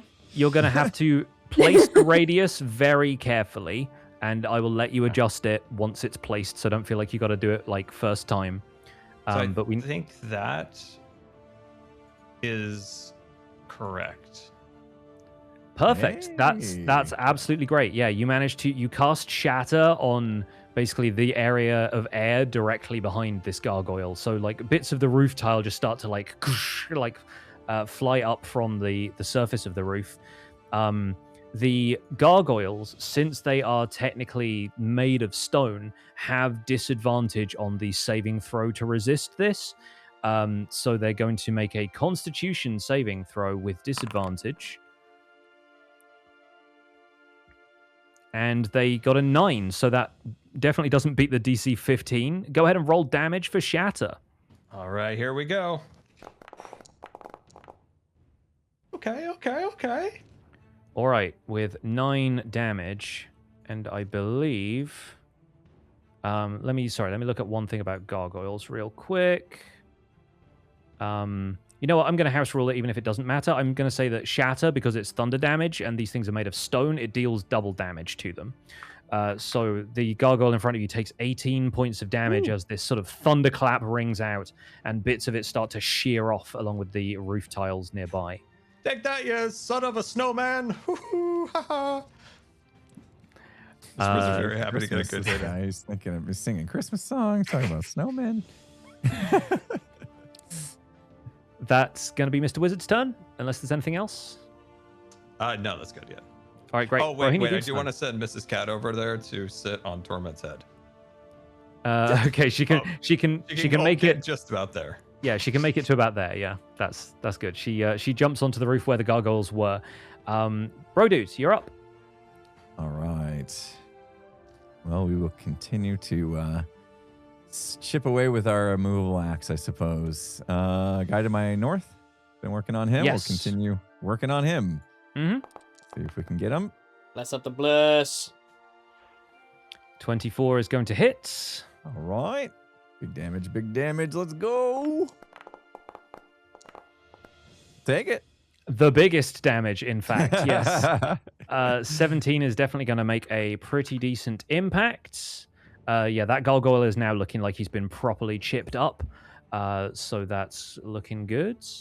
Anything else from Brodude? I don't have any more Oh, actions. You do still get cleave. You get to use your cleave on the neighboring gargoyle, the one in All front right, of you. yeah, he's still right there, right? So Yes. go ahead and roll again. Mm-hmm. All right. Got to roll to hit. Ooh, probably not. A 14 doesn't do it, so the axe like dinks off the other guy. Swing and a miss. And I am gonna use my second wind again. Nice. I have 2 left. Well, 1 now. And I will add 13 back to my health. I like that a lot. That's some healing. All right. Wait, what just happened? Oh my goodness. That wasn't You've supposed clicked to- all the things. What just happened? Oh, You just. I was typing 13 in my health and it rolled something. Yeah, I think it must have done hotkeys and you just like threw a javelin gosh. for no reason. Yeah, why did it do that? Incredible. Yeah, let me Plus clear that out of the 13. chat real quick. Okay, All right. Thank you. The gargoyle in front of Max and Mr. Wizard is looking a little bit the worse for wear, but is still going to try and take a swing at Max. It's going in with the claws. It's rolling 2s.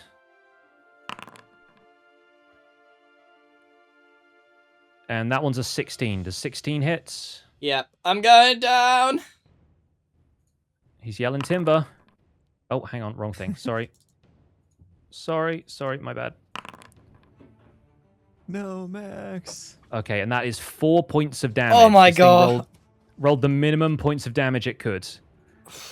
I've got 1 health. Have you got Oh one my left? Oh my gosh. goodness. Okay, that's concentration. Great. You're still blessed. Gargoyle in front of Ruby is going to go. And I think after the axe dinked off of its armor, it's going to turn and take a couple of swings at Bro. That one hits. And so does that one. Both 19s. Oof. So Bro takes a total of 13 points of damage Okay. as that gargoyle swings. And this one is going to turn and attack the Zorn.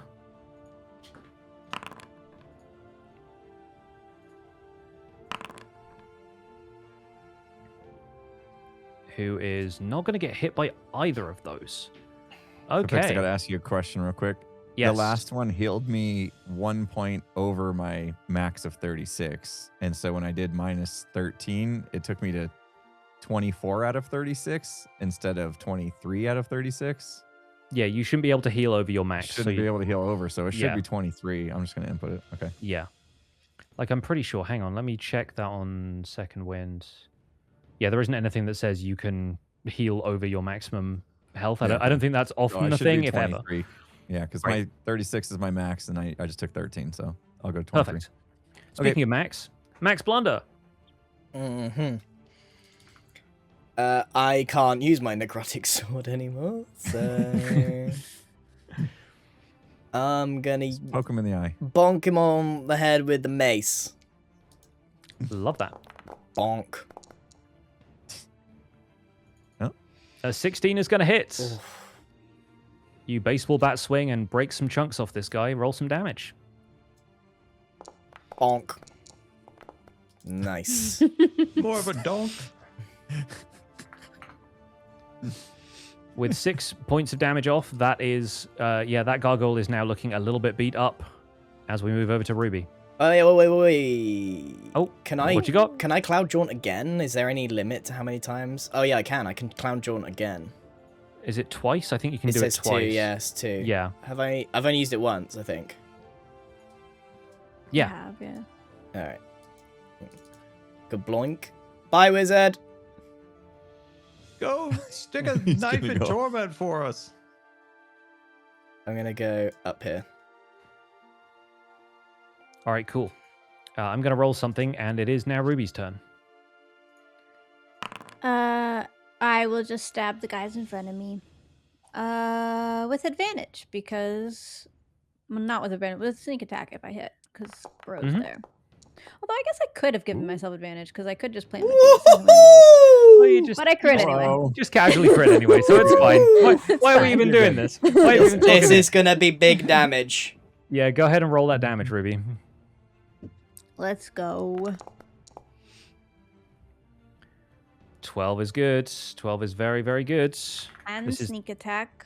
This is the healthiest looking of the gargoyles. We did say you could roll sneak attack with critical as well. Right. Get rid of that one, then I'll do it again. Nice. Blimey. Effective. 13. Very nice. Yep. Bonus attack. Because he's still not dead. He's definitely still not dead. These Oh my things gosh. Tanks. I would have maybe gone for Mr. Wizard's one because he's got like 1 health. Yeah, but I'm going to die. Yeah, this one is standing right in front of Ruby. I'm going to die. Yeah. We're And all I'm in not trouble. a cleric. 25 hits. I'm stabbing as much as I can. 5 more. Well, this one has gone from being the healthiest one to the least healthy one. So Ruby has managed to put up a valiant fight here as you sort of trade blows with this gargoyle. we've moved over to the Zorn. The Zorn is going to continue to eat his way through the guy immediately neighboring.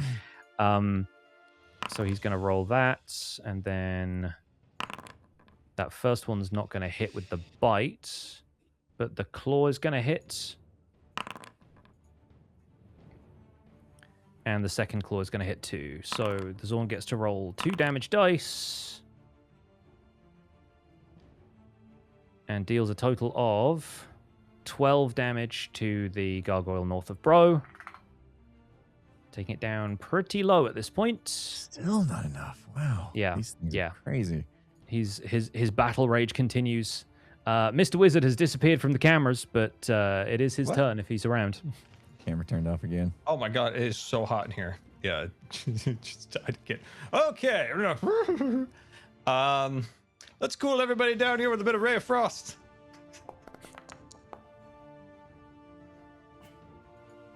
Uh, 14, unfortunately, the spell streaks wide of this gargoyle. They have slightly higher armor class than that.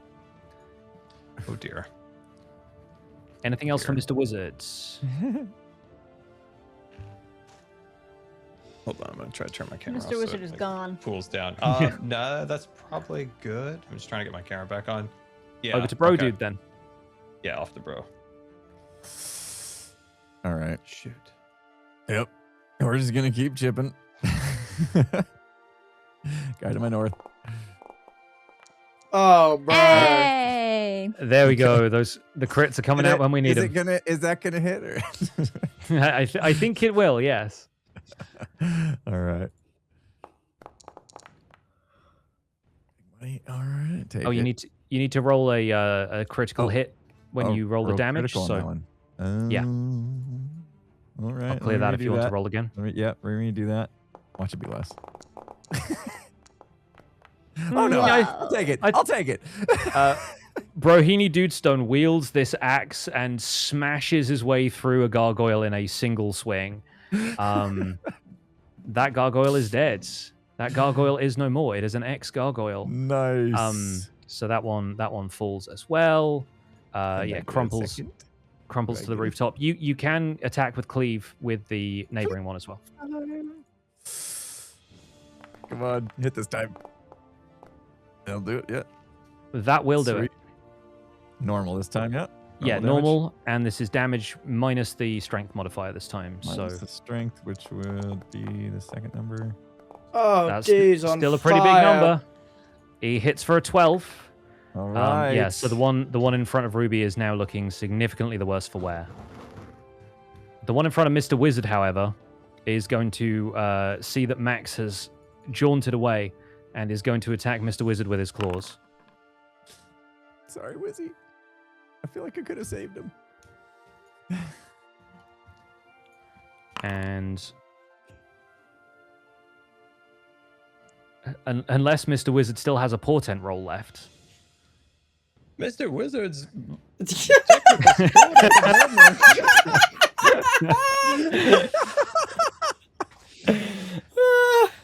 Mr. Wizard's hands are very busy with chords.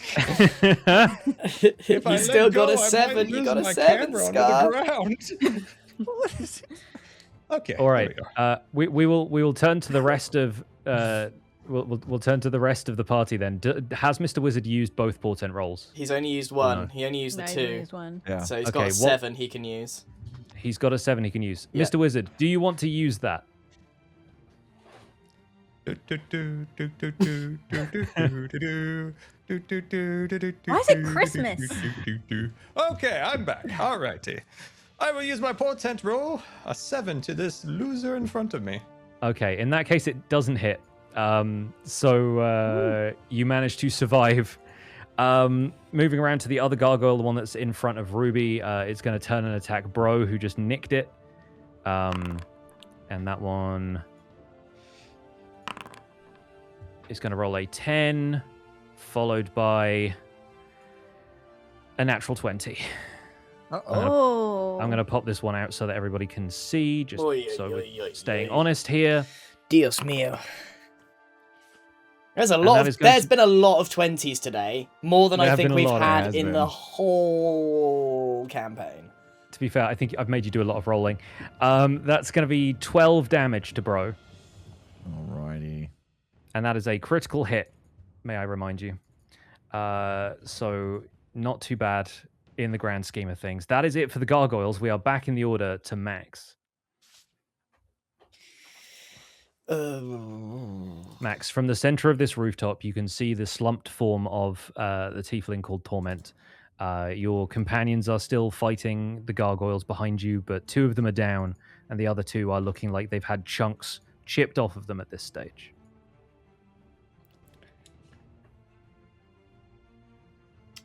Out of the gargoyle close to Wizzy, how hurt does he look? He looks less hurt than the one in front of Ruby. And he's also facing a very thin, very bloodied wizard. Whereas the other one has a lot of guys around him. Yeah, but I don't have a shot of helping. Even if I can kill the one near Ruby, she's then next up and free to help Wizzy. Yeah, I'm not going to direct your strategy, my bad. So I'm gonna. I mean, I'm probably not gonna do enough damage to kill either of them because all I have left is Sacred Flame. So I'm gonna have to cast Sacred Flame. All right, this thing's going to make a dexterity save. On this thing. Which it fails with a 6. So go ahead and roll damage for Sacred Flame. Give me. All right. Come on. Give me good damage. Come on. 4. Damage is damage. Yeah, this thing takes a Sacred Flame and is definitely the worse off for it. It's not dead, but it's getting there. Okay. I'm going to make one more roll over here. Okay. Ruby, you're up.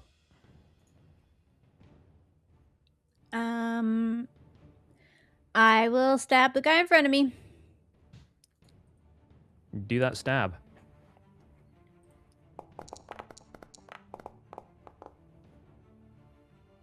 Nice. All right, 20 is going to hit. Let's do it. Oof. 6. You break a chunk off. Oh my gosh. Wait, sneak attack, cause bro.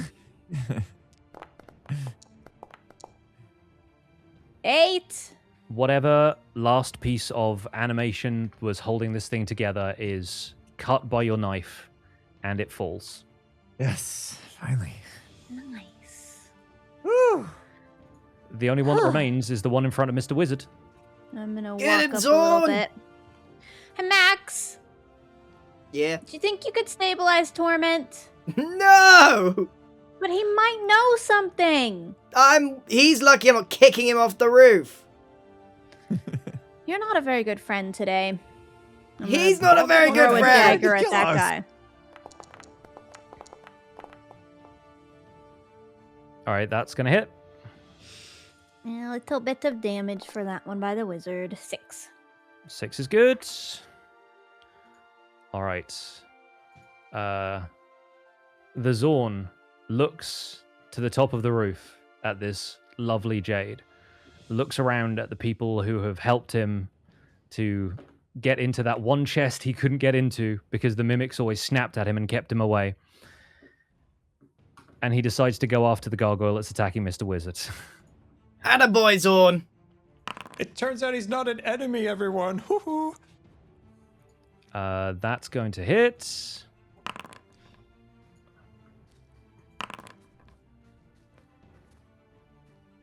And that will hit also.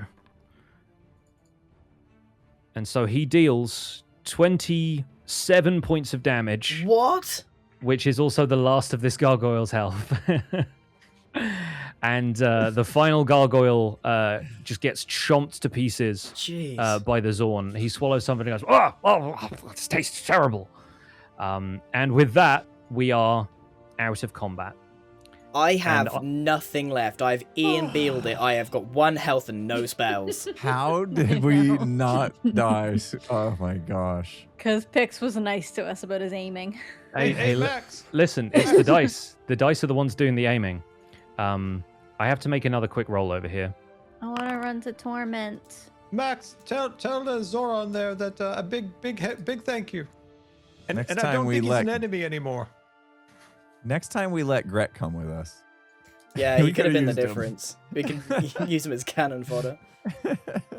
Ruby, just as you reach Torment, you see him heave one painful breath, and then his breathing stabilizes. He is still unconscious, but he has survived his 3 death saving throws and is somehow still alive. What a disappointment.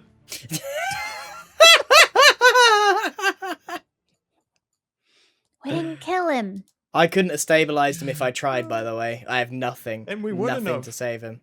Well, you can still do a medicine check to stabilize somebody. You just Oh, won't be able can to you? like, give Okay. him healing points. Yeah, it's like that's what Bro's medicine chest does as well. Oh, It okay. basically lets you do that for free. Right. But yeah, his breathing is sort of labored, but it is still happening. He's sort of slumped up against the base of this jade statue. Can we take the bone keys off him? Or bone, whatever he had. Yeah, so Does he you still reach have it? down. He still has it. What you reach down and what you find on there is a kind of selection of bones that have been lashed together with some sort of dark, almost like leathery kind of looking thing, but it's like no material that you're familiar with. It's like a bone sort of sigil, quite artfully constructed. And you get the sense that this was his arcane focus. That Torment has been casting these spells as a warlock for an entity that you do not know. You get the sense maybe the reason he's still here rather than dead in the attack on the house in Dunderhill that you presumed took his life. But he is still alive despite everyone's best efforts at this stage. Wow. Alive and a warlock. Guys, he's a warlock. Wait, Zorn. Guys, deal is a deal. We promised him half the jade here. He did kind of save us. Let him eat half now. But wait first. You want- Before I let him have at it, I want to do a check on this jade. Maybe Arcana, and just make sure it's not magical in some way. Yeah, go for it.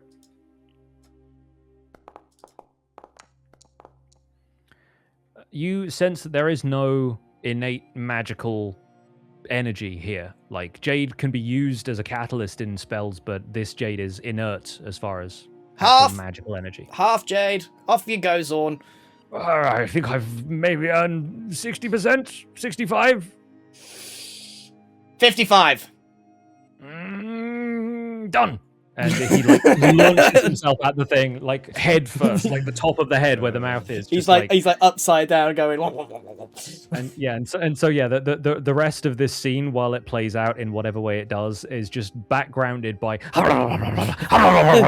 oh, so savory, so flavorful. In a language that only one of you understands. So maybe that's a mercy. Okay. Do you want me to medicine him, Ruby? Well, he's already stable. Yeah, but we could probably wake him up if you want me to wake him up. Give him a Okay. swift kick, that'll wake him up. Can you wake him up? I can do a medicine. We'll see. This is going to have to be a pretty high medicine check to restore a hit point, since that's usually the sort of govern of potions and healing spells. Did you want to loot this body first? No! I will kill you! I will say that one other thing has fallen from his grasp as he stands here, or as he was standing here, as he kind of slumped down. There is a small, ornately carved wooden box that's just like fallen from like a loose fold of his robe that he seemed to be carrying with him. What's it got in it? Can I open it? You open it up, and you hear the sound of a voice saying what sounds like hundreds, maybe thousands of words all at once. It's just this cacophony, like, you know, a single voice reciting the entire dictionary within the space of a second.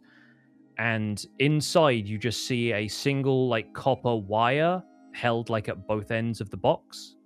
And it seems to be, like, reproducing that, like vibrating as it vibrates the sound. But this sort of enormous sound erupts from this thing, and then as you snap the lid of the box shut like a music box, it cuts off. What the heck? Shut that thing up! Do you know what it is?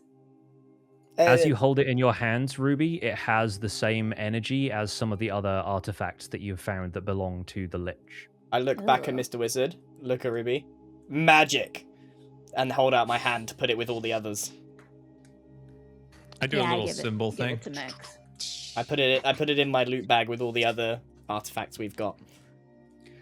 I don't want us to kill Torment, Okay. but we should bring him down into the room below and Tie let up him his rest. arms first, just in case this No! goes well. Oh, he's a... No, I I hate don't him! care. I don't care. Are we just... Do you want to just carry him down then? Because... Oh, use Wizzy's hoverboard. I'll take him. I'll drag him by the foot. No. I'll drag him. I'm strong. You're tiny! We still haven't And found a strong. reason to use Wizzy's hoverboard. We can still use the hoverboard because I've got half a gem that needs to come with us. All right, as long as his head's Okay, gonna hit all the right. stairs on the way down, I'll be fine. Mr. Wizard can cast Tensor's floating disc as a ritual, so you don't need to worry about it spending a spell slot. Yeah. And I think you Alright, even have you have a second level spell slot left. I was gonna use that to kill the man. Okay, tensor. I'm casting the tensor thing. All right, good. Cool. Floating disc has now appeared. Yes. So you're able to float the other half of the jade, which the Zorn is showing restraint in leaving available to you. It is large. It's like the size of it's like a jade torso, basically is the size of it. But yeah, that So floats cool. down, and you sort of like wrap Torment around it, sort of, so that he can be hovered down. He's surprisingly light when you go to lift him. I really but, want to see what he's got on him. No. Why? No. And you float him back down to. I guess we'll go back to where the sort of the staircase is, and I'll try and remove some of the effects and stuff from the battle here. You know what? For the first time ever, I'm going to sleight of hand because I really hate this guy. I want to see if he's got anything in his I wanna- pockets. Put him on this table over here. All right, cool. He will go on the table. You better roll high. He's unconscious. I'm gonna see you. You're sleight of handing me. I'm not. I'm getting. I'm Why are you looting sleight him. of handing an unconscious guy? No. Yeah, and Look at that body. 11. Ruby's passive perception is high enough to notice you trying to pickpocket Torment. So we'll say that stands, and Ruby knows you're trying to do it. I'm just gonna hold a dagger and a visit my soul dagger to your throat.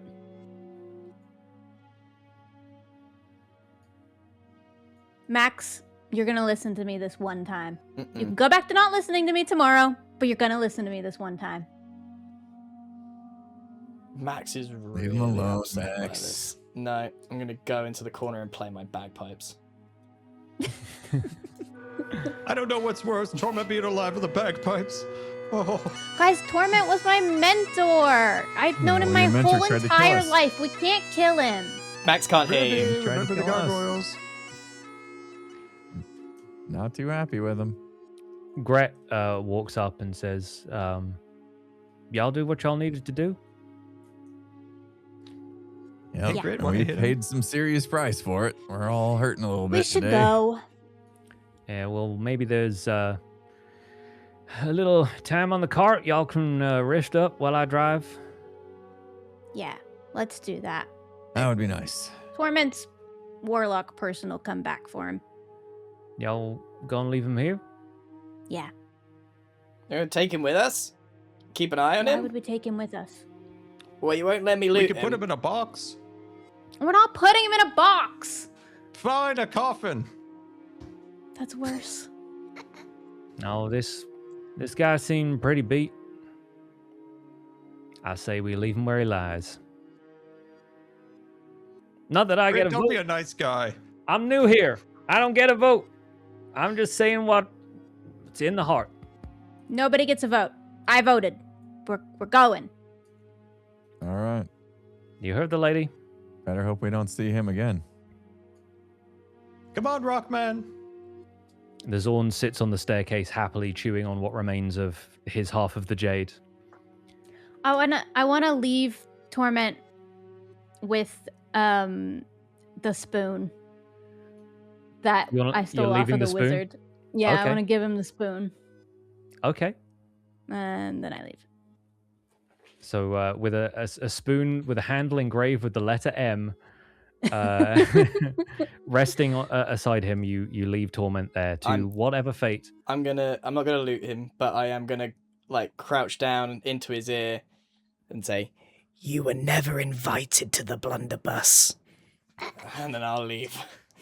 I thought you were going to say you were going to take the spoon. That'd have been really funny.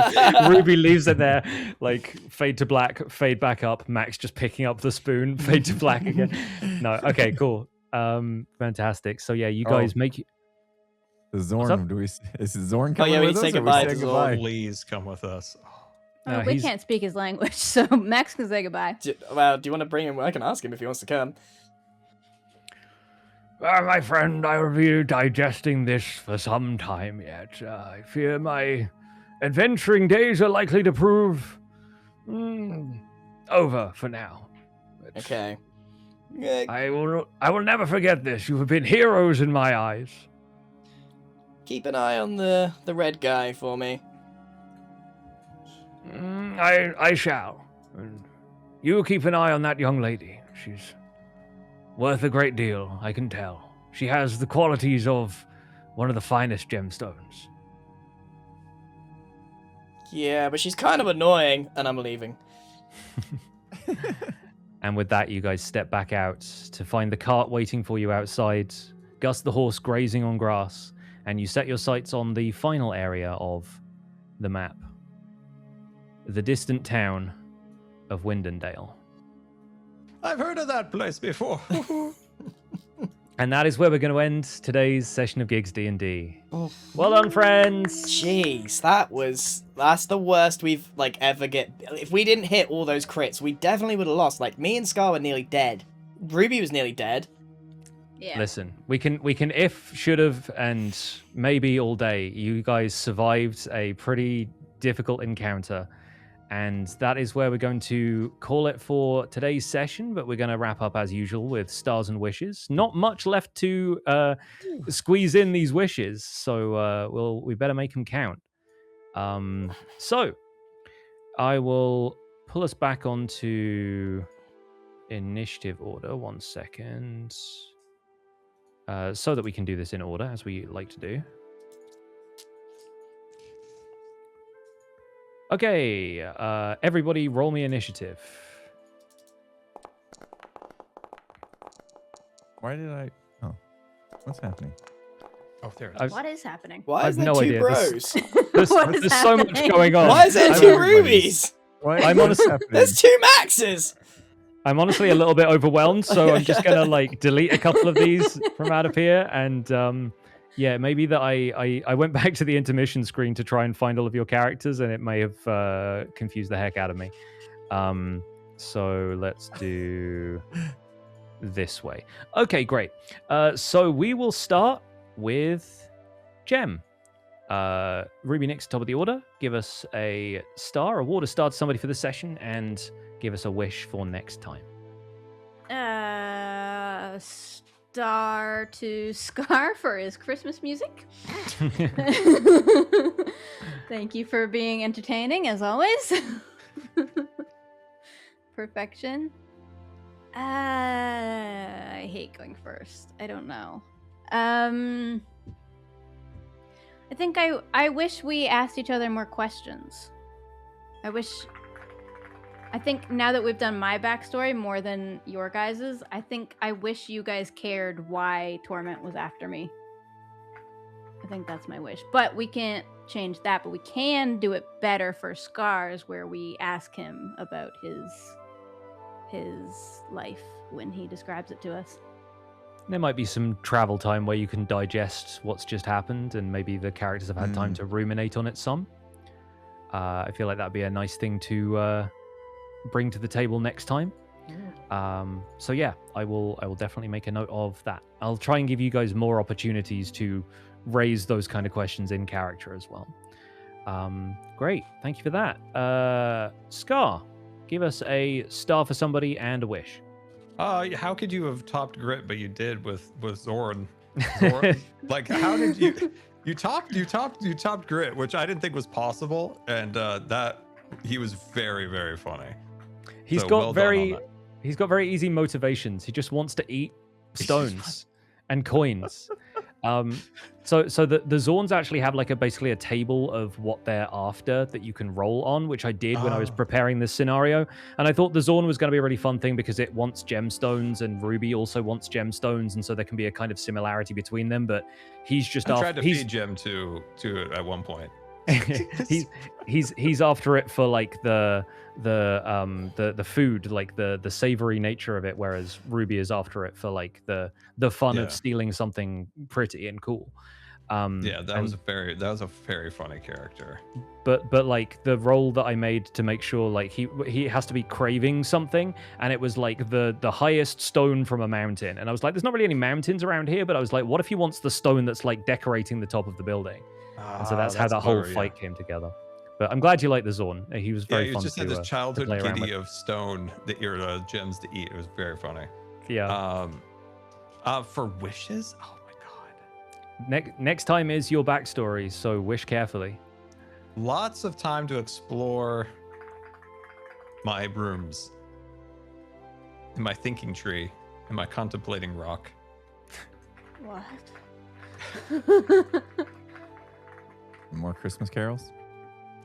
There's also quite a bit to the town I'll tell you about. But... Yes, please tell me everything because I mean, need there to. may be a Christmas room, and you guys have obviously no idea what that is. But Mr. Wizard is a multi-dimensional being. I'm putting Christmas music down for Impulse's wish. So apologies in advance for next time. No, okay, fantastic. So yeah, I obviously my wish is just that you and I, Scar, get to either sit down and have a conversation or just like type as much as you can in Discord to me. Yeah. Between now and next session, because I will need to prepare a lot of it if we want to pull this off with the answers or even more questions that everyone has been wanting about Mr. Wizard. Fantastic. Grian, it's over to you for a star and a wish. Ooh, my star has to go to Bro Dude for the best display of critical hits and damage he's done in the campaign so far. Honestly, MVP. Definitely. Normally, Ruby's the one that's dealing all the damage, but I feel like Bro maybe one-upped it today, just with the cleave and the critical hits and stuff. It was big damage. It was very impressive. Well, he got his confidence back. After Yeah, the he got his last confidence Yeah, back. exactly. My wish for next session is that I want questions genuinely answered about Mr. Wizard, but not too many questions. I don't want the mystery to be gone, but I do want to know. I want some of the mystery because he's all mystery now. I need something, but not everything. That's my wish. I like that. It's something I tend to do whenever I'm playing video games and I'm like, I want to come back to this game at some point, but I'm burnt out on it now. I will leave one achievement that I haven't done, and I'm like, I know that that's there waiting for me if I come back to it. And my idea is that when we wrap up this campaign, I still want there to be facets of these characters open. I still want there to be questions you could still ask. So on the off chance that we ever get to play more in future, we could come back to this same set of characters, pick up where we left off, and still have more fun exploring who they are and where else they could go. But that's obviously very, very long term, and I don't want to commit any of you guys to that right now, but I don't think there's enough time to answer every question we have about Mr. Wizard, so we'll see what we get around to. Impulse, you got a star and a wish for us? Yeah, I'll give my star to Ruby, just for maintaining that conviction of what she wanted to do, even though all the rest of us were trying to convince her otherwise. She held strong and stood up for what she wanted today. So that must not have been easy, even though it was fitting with her backstory and lore. So good job on that, Gem. And wishes. I mean, I'm tempted to just wish that I would keep rolling this way, but That I cannot guarantee. I have no Yeah. effect on the dice, unfortunately. No, but it was nice that it was following last session and the victory and kind of like, you know, I was puffing my chest out at the end of the last session, and now that kind of like carried into this session, and so like the die actually let me feel it through the battles today, so that was really cool. Yeah, I guess I just wish that almost like Jem was saying, like our backstories, we need to actually like have more dialogue with each other. I feel like it's more with the DM and like one-on-one that way, instead of like as a group, like really being like, why are you acting this way? So I'd like to see more of that, and so hopefully we get a chance to do that.